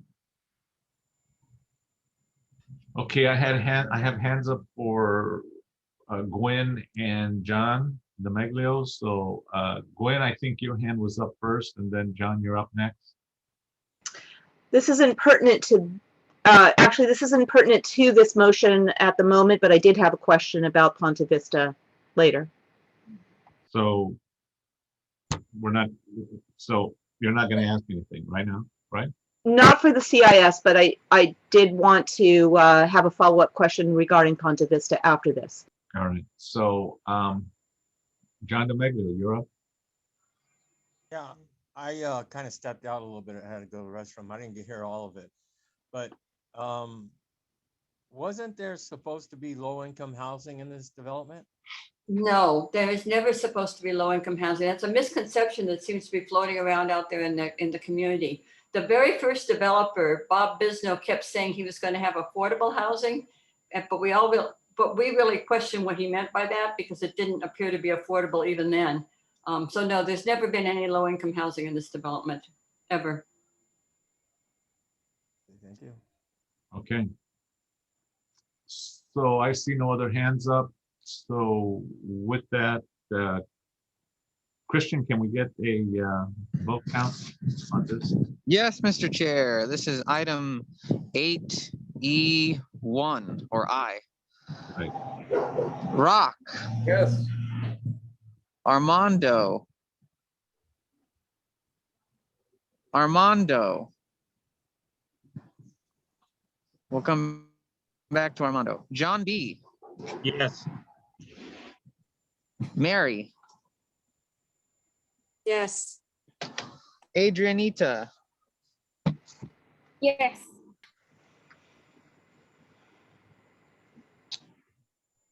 John D. No. Dan. Yes. Cynthia. Abstain. Gwen. Yes. Laurie. Yes. Melanie. Yes. Kelly. Yes. Alec. Yes. Ray.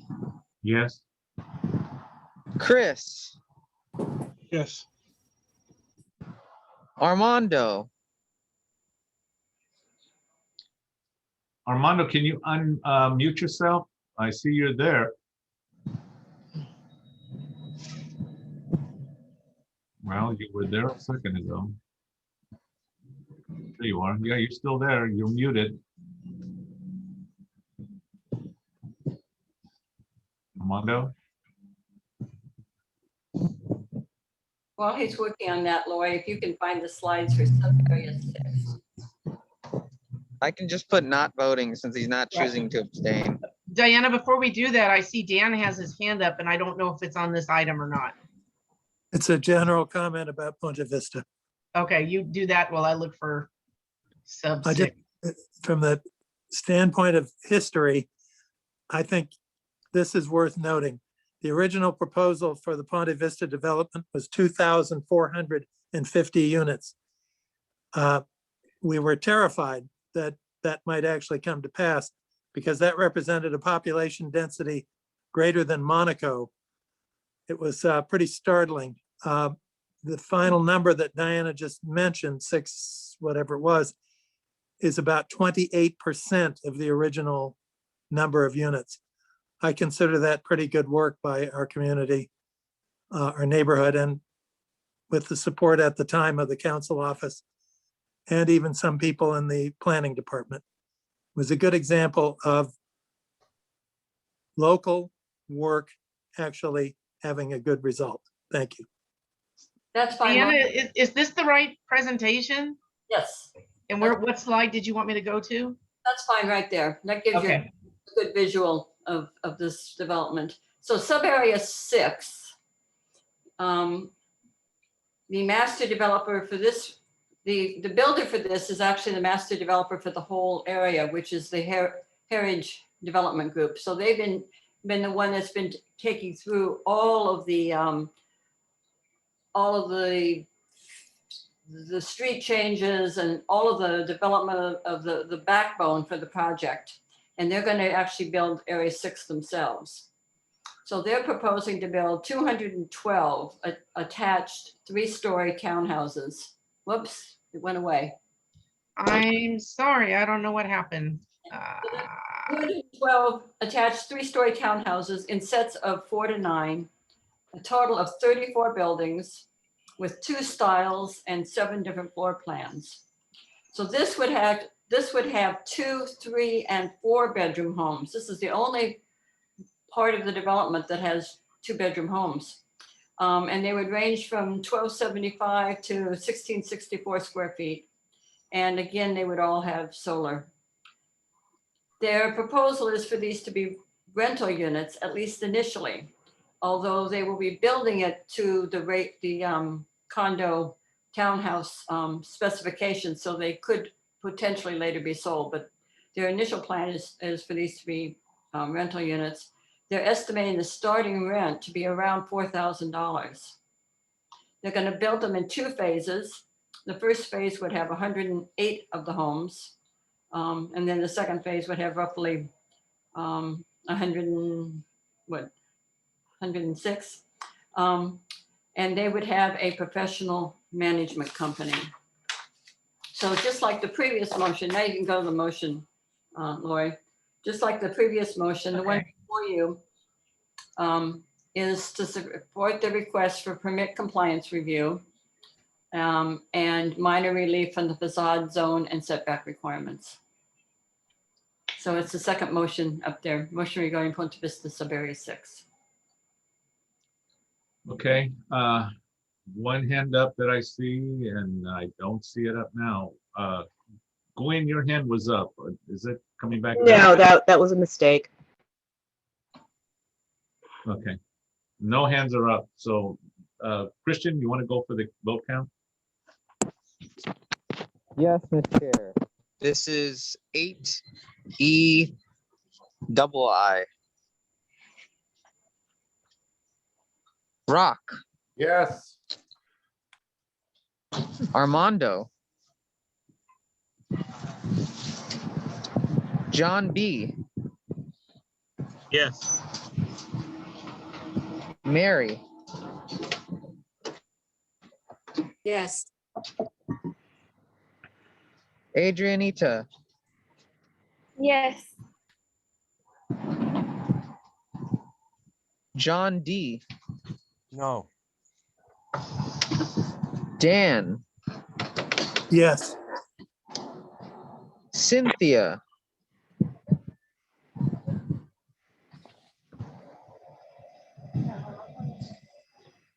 Abstain. Gwen. Yes. Laurie. Yes. Melanie. Yes. Kelly. Yes. Alec. Yes. Ray. Yes. Chris. Yes. Armando. Is Armando back? Armando is there. Armando, can you unmute yourself? I see you here. His camera's on, but he doesn't seem to be in front of it.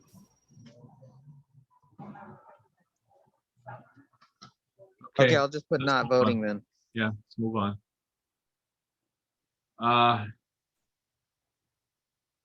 Okay, Gwen, your hand is up again. Yeah, this was the follow-up to the Ponte Vista question. Diana, have you heard anything about the accident that occurred on Western? The barrier, the fence barrier that had been punctured through, and if the developer is going to reassess the that wall and barrier to the residents because of that accident. A vehicle literally could have ended up in a couple of windows, if not the residential right there. It could have gone to like down a whole story or two. Also, I was wondering. Okay. All right. Okay. That's it. We're trying to get through the agenda. I agree. Can Diana please respond? I wasn't aware of it. You can email me information about it when.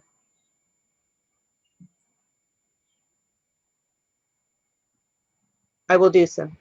All right, thank you. Okay. The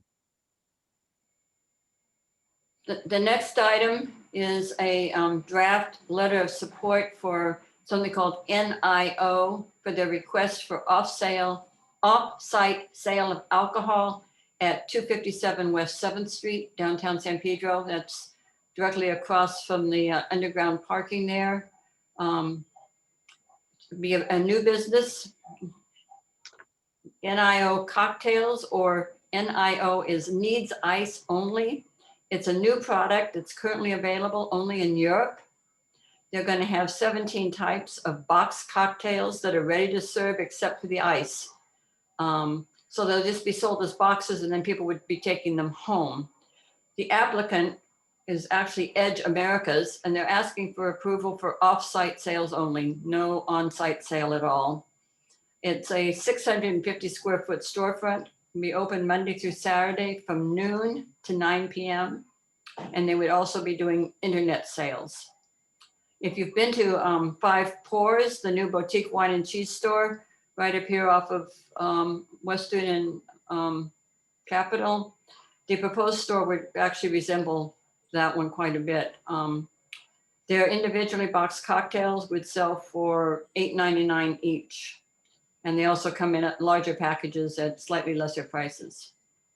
They're only planning to sell that, nothing else. Their zoning hearing has already been held, but they had asked for a time to receive letters after that.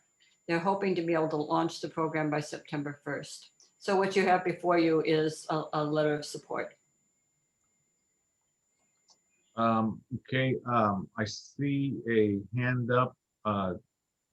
John, go ahead. John DeMiglio, go ahead. Yeah, I just want to relate to you, Ray.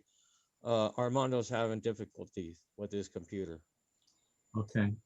All right. That's I appreciate that, John. I don't know, wish there was a way we could Ray, I don't know what his problems are, but is there any way that he can, he probably can't type in the Q&A, huh? Okay, I don't know what to do to help him. I'm trying to think of a way that we might be able to get his vote. Why can't he put them in the Q&A and just say I'm voting for this? Because he has issues with typing. But Ray, for some reason, when I keep saying to under Armando's to ask to unmute, it doesn't allow that on our end. When I say ask to unmute, nothing happens. Maybe you can try it. Well, I did try it actually, and we did. Okay. I got no response or anything like that.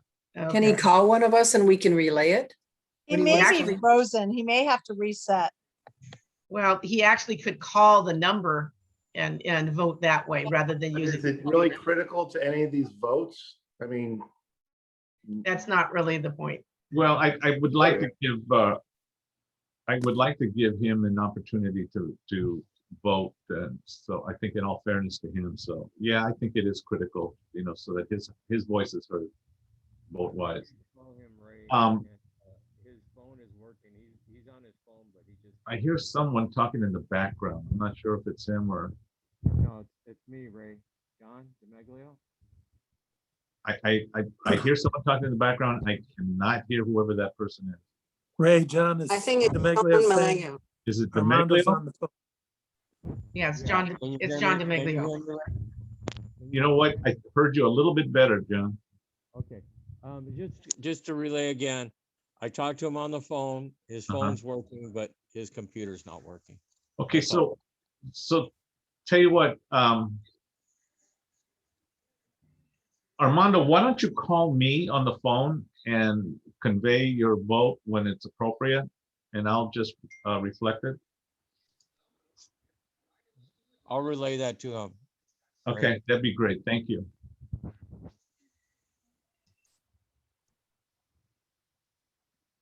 Can we proceed with the vote on this, Mr. Chair? Yeah, and let's hold off calling his name until the end. Maybe give him an opportunity to call in. Sure. Yeah, go ahead. Well, I don't know if we had. Well, any you know what? I discussion. do have a question, more of a clarifying question for me. So Diana, on this particular one, the only thing that they're selling is boxed cocktails to take home. There's no like serving of the cocktails there at the location, right? That is correct. In Okay, fact, the license they are asking for would not allow them to do that. I got you. Okay, great, thank you. I don't see any other hand up. So wait, let me see. Melanie just raised her hand. Melanie, go ahead. My only concern with this is they already have a lot of problems down in that area with drunk driving. A lot of cars getting hit by drunk drivers after just because they're drinking and driving now because they get takeout. Okay, so why don't you stay here? Wait a minute. Let me hang on. I'm just wondering if this is going to encourage that more, where people are going to go buy something in a box, you know, a cocktail pre-mixed, and just here they are behind the wheel and just slugging it down, or go down to the harbor or the beach, slug it down, it's all ready to go, and then off they go. Well, you know, it's always possible, but we thought that at $9 each, it was going to probably be a slightly different crowd that would be using it. So that was part of what entered into our willingness to support it.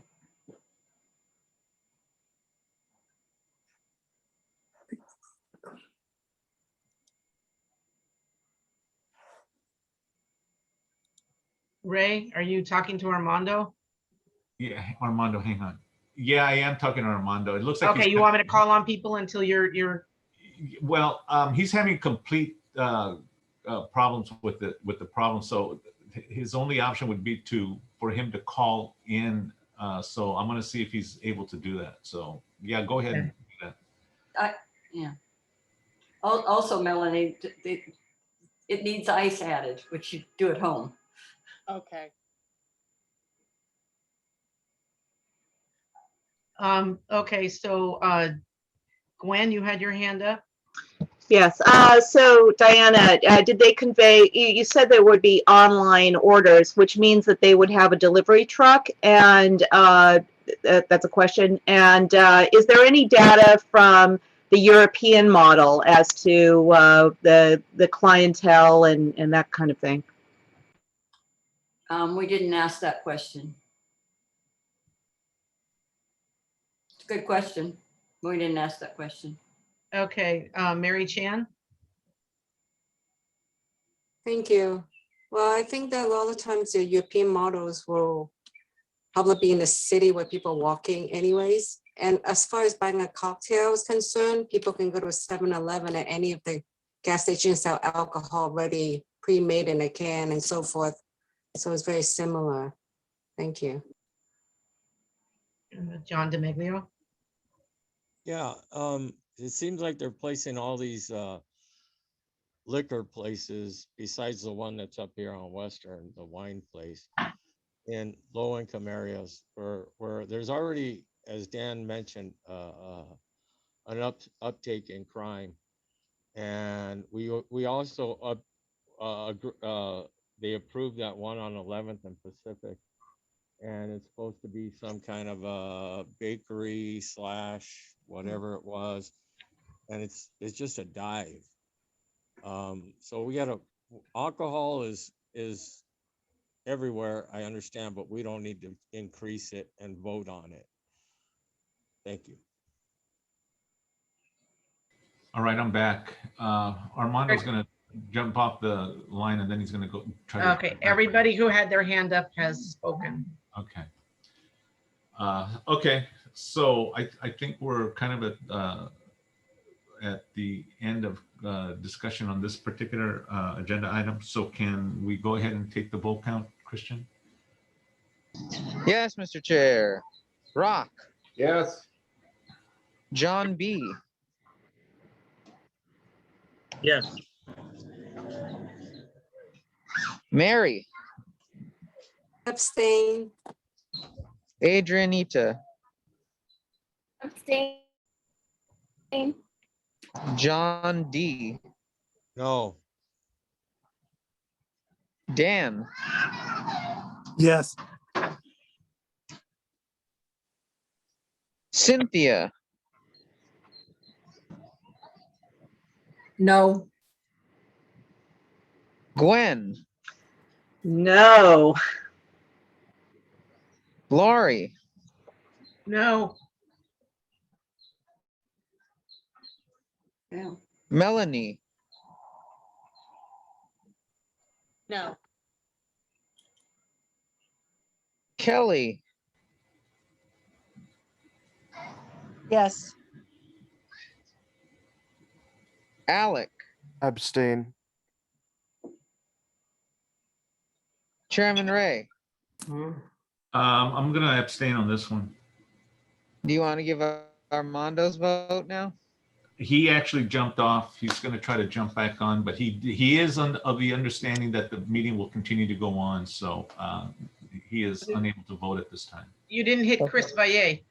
I know. I thought Mr. Chair said to come back to him because he was going to take his vote. but- Got it. Mr. Valle, Chris. Yes. Okay, let me count it. I believe that it fails, but let me count it up. 1, 2, 3, 4, 5. Yeah, I have it as even, so it would fail. 5 and 5. That's what I show too. Came back. Armando, way Got to it go. working. Got it working now. Okay, great. Armando, were you able to listen to any of the this more recent conversation? I don't think you were able to, from what I understood from our conversation, right? No, sir. Okay. All right. So let's go ahead and move on to the next item. I Diana? would vote no on that. On ZA 2021-157 Cub. What? Okay, he's saying he's voting no, which it already didn't pass, but we need to register his vote. Yep. Okay, got it. Okay. So that's 6 no. The next item is a CIS with this in response to a motion by Gil Cedillo to expand the housing voucher Section 8 program. And according to Gil Cedillo's motion, Biden has released a discretionary funding request that, among other things, would provide $30.4 billion for housing vouchers. Cedillo's motion would have the city include in its legislative platform support for legislation that would expand housing voucher programs to all eligible residents in the city. And the proposed CIS supports that position. Any discussion? See, Lori, you have your hand up. Go ahead. Yeah, thank you. I very much support this, and I want people to understand that the housing vouchers would always include case management and wraparound services. It isn't just a handout.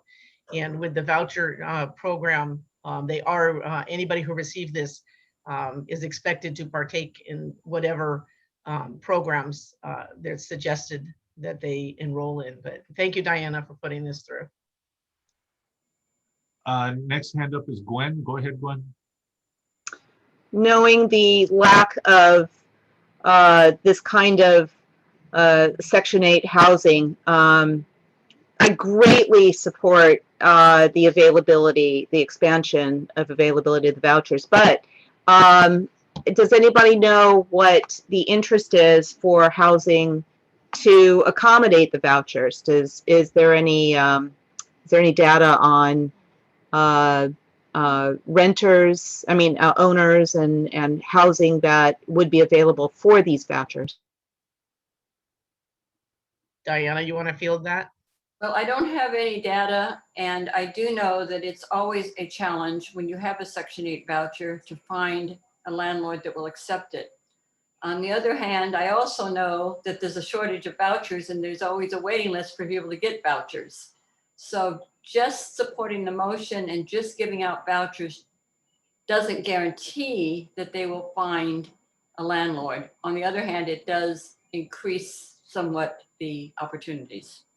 May I add to that, Diana? Sure.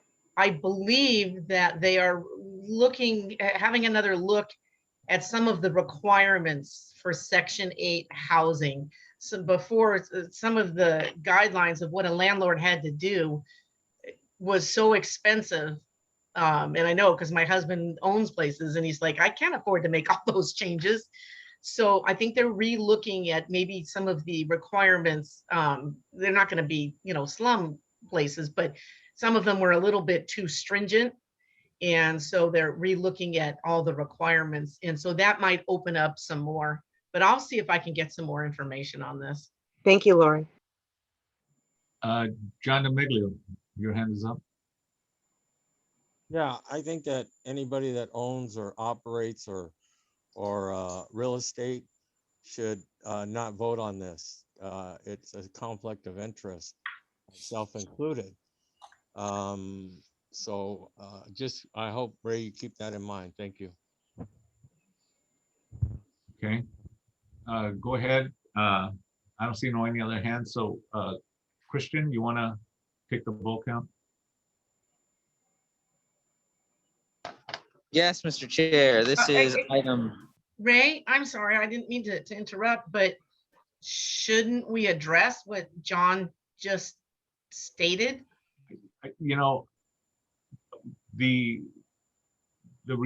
From what I understood is that it's anyone who's involved in real estate, which means, what all of us, someone's going to have to say, I'm involved, and they're going to have to make a decision whether it would influence their piece. So that's. I personally don't think it's a conflict, but I just feel that he brought it up and we should address it. Hey, Pat, that's Gabriel calling. Pat.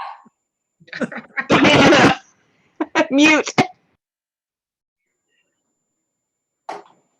Okay, so how do you choose to address it, Lori? Because like I said, some people own and some, and they're gonna have to make that decision on their own. I mean, you could, if you looked at it that way, you could say anybody who's applying for Section 8 housing it's a conflict of interest. I mean, you could really take it to the nth degree. I don't think it's a conflict, and I would like to hear what Rock would have to say as a real estate person. Well, he didn't put up his hand. He may or may not. So I'm only going by what hands go up. Now it appears that John DeMaglio has his hand up again. Now Rock has it. So tell you what, let me go with Rock. Rock, go ahead and make your say your comment, and then I'll. Well, I don't understand. We're all involved in real estate because we all live in it and we all own it or we rent or whatever. So I don't quite understand the angle. And I support this, so I don't see what that has to do with anything. Okay, John? Yeah, there is a conflict of interest. Not everybody owns income property. Not everybody sells income property. Everybody manages income property.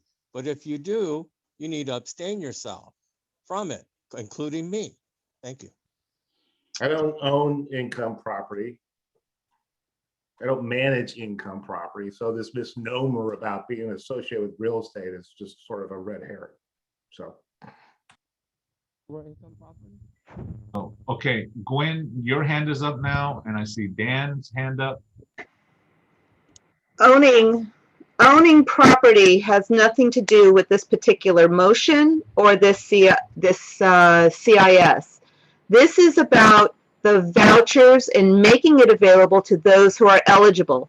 This is completely separate from the accessibility to housing. That is going to be an entirely different section of thought and concept and practice that'll have to be its own motion.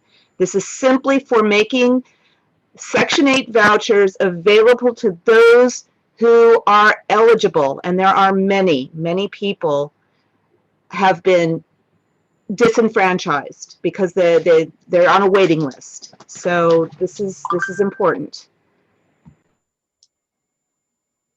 Thank you. Dan, you're up next. I had a comment, but I'll withdraw the comment. Okay, John, this will be your last opportunity to make your comment or make your argument. Gameglio. Property owner and as somebody that rents and somebody owns and somebody that plans to own more, it does have a big impact on. John, if I can interrupt you, I'm sorry. You're fading away. Okay, it has a big impact on how I vote.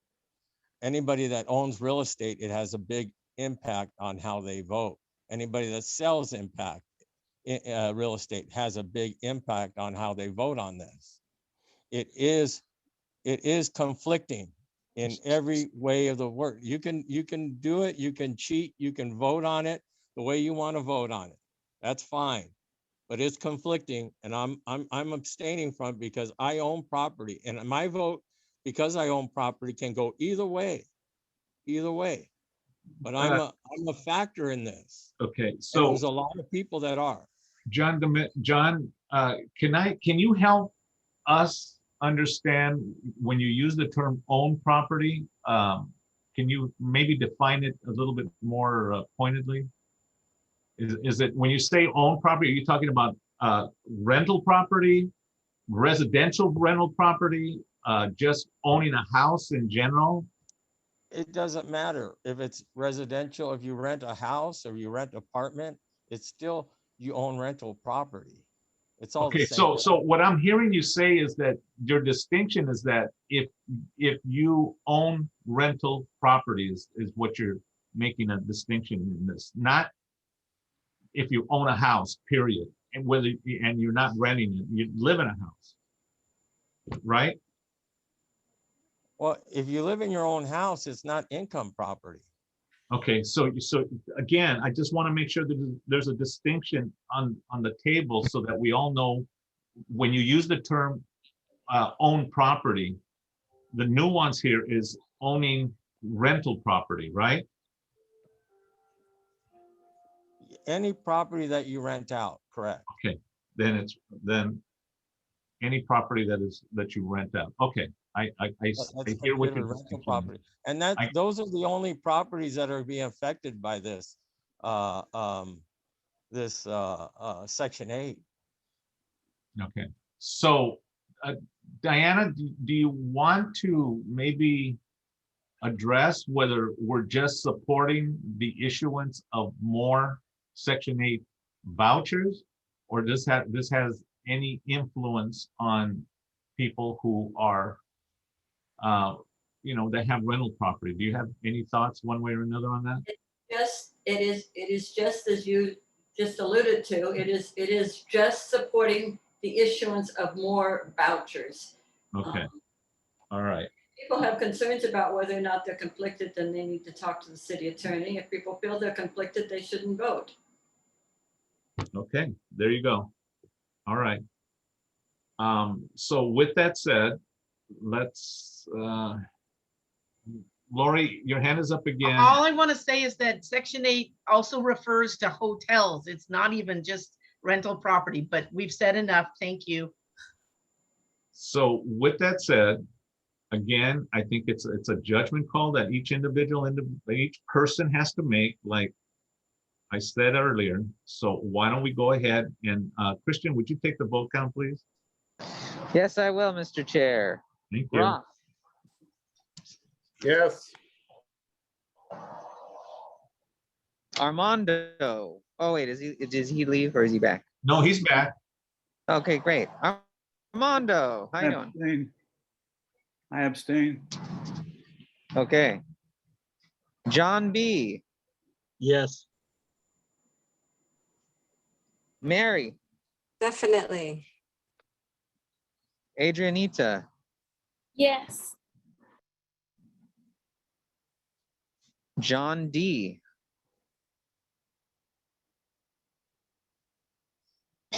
Are you recusing, Mr. John DeMaglio?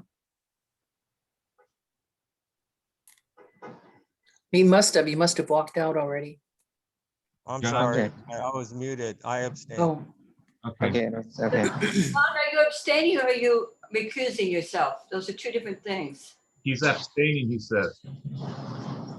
Okay. I think he wants to recuse himself. Dan. I think the net effect is the same, Diana. Yeah. I vote yes. Cynthia. abstain. Gwen. Yes. Laurie. Very enthusiastic, yes. Melanie. Yes. Kelly.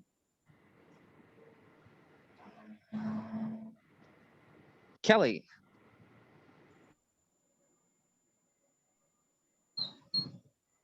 We can come back to Kelly. Alec. Yes. Chairman Ray. Yes. Chris. Yes. Is Kelly Miller here? Councilwoman Kelly. She got booted over to, let me move her back. She got put into attendees for some reason. So I'm promoting her to panelist right now. Okay, Kelly, did you want to vote on this item? Yes, thank you. I got kicked out. Okay. Okay, the motion passes.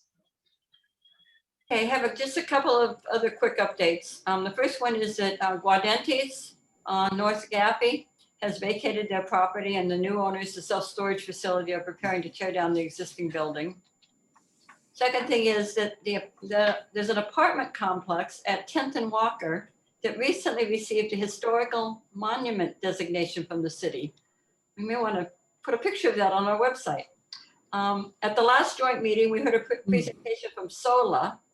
They're a developer of affordable housing, and they are building 48 affordable units on 6th Street next to the Harbor Clinic.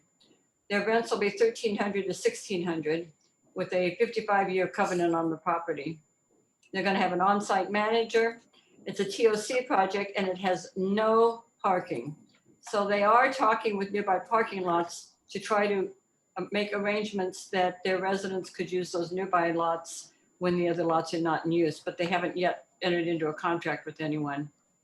They're anticipating completion of construction in the fall of 2022. It's actually under construction now. In addition to housing, they provide services to the residents such as life coaching, scholarships, financial planning, career exposure for children, service programs for children, athletic opportunities, etc. So it sounds like a really nice project. And the slides for that were included in your packet. And then the last thing is that I included in the agenda packet the status of all the projects that we're tracking, the total number of units that are currently in some stage of planning and construction, including those that were recently completed, is nearly 3,700, of which almost 900 would be income restricted or considered affordable or below market rate. Most of them, with the exception of Ponte Vista and a couple of other small projects, will be rentals. And a number of the projects, if you look at the tracking, are actually on hold. So they say they're on hold because of the pandemic. We'll see what happens and how many of them actually move forward. That concludes my report. Thank you, Diana. I see Chris has his hand up.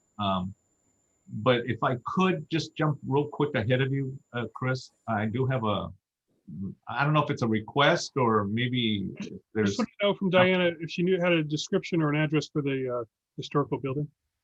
Yeah. Historical building is 1055 to 1059 South Walker. I'll get a picture. Yeah. Oh, cool.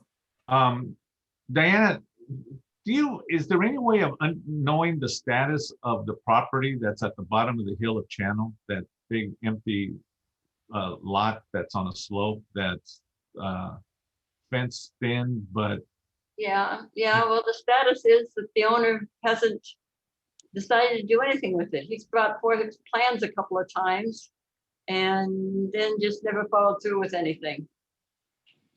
So it's just, the owner's holding it until he's ready to do something with it. He owns some other property too, off of Miraflores. And at one point looked like he was going to do something with that and never followed through on that. He lives over in Long Beach. Oh my God. that's great. But it's private. Okay, I may want to have a discussion with you about that. It's kind of ridiculous, that place. Anyway, all right. I see no other hands up. So let's move on with the agenda to public safety. Melanie, anything on public safety?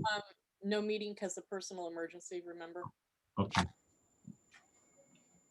No report on public safety. Sustainability. We did not have quorum, so no report. No report. Thank you. Youth and outreach. In the essence of looking at the clock, there's nothing that I need to mention. People could read the report. Thank you. We've already talked about the Christensen Science Center, so I'm going to go ahead and quickly move over to, I'm going to combine Bonk and Hank, if I could. And that is basically, for Bonk, what's being considered is the actual redrafting of the social media draft that has been kind of sitting there getting a continued community comment. So they're redrafting it to make it to include some of the ways of maybe looking at this draft, maybe seeing it, and this is what has been conveyed to us, is the fact that maybe some of the items can actually be looked at as best practices, suggested best practices. There's even been a suggestion that perhaps maybe it should, some of these things could just be incorporated in neighborhood council bylaws. We'll see what that looks like. It hasn't been redrafted yet. We'll see that probably coming up at the next Bonk meeting. And the other piece for Hank is that we're seriously looking at what Hank looks like in the future. The president of Coastal had made some suggestions, so they're kind of being looked at right now. We'll have more about that as we move forward with it at this time. So we have, I'm not sure if there's any comments or questions on that, on those two items, but I'd like to kind of move the agenda also so we can get out of here. And I do not see any hands up. So I don't believe we have any other reports coming from any of our liaisons. So the last item that we may want to consider is, okay, I see a hand up. Lori, go I ahead. have a liaison report. Okay. So just, I hope that people are looking at this report. I do try to get as much information squeezed in here on what's happening locally on homelessness. The CD15 working group has been very active. We meet once a month. Most of these updates came from there, so read through them. And if you have any questions on any of these programs, you're welcome to email me. But I hope that you're paying attention. There is quite a bit of shelter and different type of homes available now, housing happening in CD 15. And in the essence of time, I won't say any more, Ray. Thank you. Item number 10, any board member general comments on non-agenda items? Gwen? Gwen? No, not currently. Okay, your hand was up. Armando? Yeah, I had a comment on CD 15 information. Okay. I'd like to know, with all these facts and figures here, there's so much data that we cannot get from the outreach groups to give us actual facts of what's going on with the people. Nobody's been taken off the streets. Nobody can say who's been taken off the streets. There's no data listed right now. Who was taken off the streets at what day, what time, you know, the person's file. It gives us a background on people working out there on these outreach groups actually doing something other than putting numbers down. Anybody can put numbers down, which I'm finding, I found numbers up the yin yang, but I cannot get any conclusive data when I do my research that backs up things that people say. Supervisor Busqueño even said it, and so did Janice Hahn. People are patting themselves on the back saying, job well done, when nothing's getting done. Period. I'd like to see people get off the streets and it documented, and with the documentation backed up by data. That's not happening. Why? That's for next time. Why? We can't get data. Thank you. Thank you, Armando. Any announcements, future agenda items? No. Let's see. Oh, Mary, your hand is up. I'm sorry. Go ahead, Mary. Yeah, I want to say thank you so much for everyone for allowing me to being tonight's the last meeting for me. I wish everyone very good luck for tomorrow's election and so forth.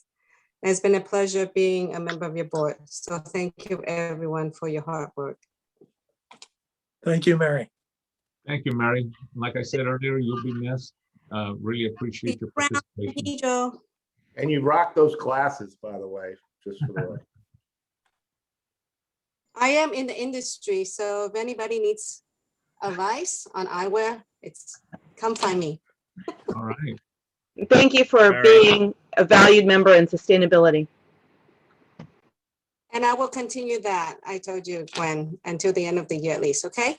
Thank you. Wonderful. Thank you. Behind the scenes. Thank you, everyone. All righty then. Okay. I see no other hands up or anything else, so I'm going to go ahead and have, if you want, someone like to move for adjournment. It's not 9 o'clock yet. So moved. Chris. It's 9. Who seconded Good it? job. Gwen is seconding that one. Gwen, okay. Please, let's not, I shouldn't say this. Any discussion? See no hands. Okay. Just, I was good enough to adjourn. Thank you, everybody, for all the hard work for the people that are participating. Appreciate it. And we'll see you next fiscal year. Everyone take care of themselves. Bye now. Thank you. Good night. Oh, and join the committee. Please, participants. Talk to you later. Bye. Bye.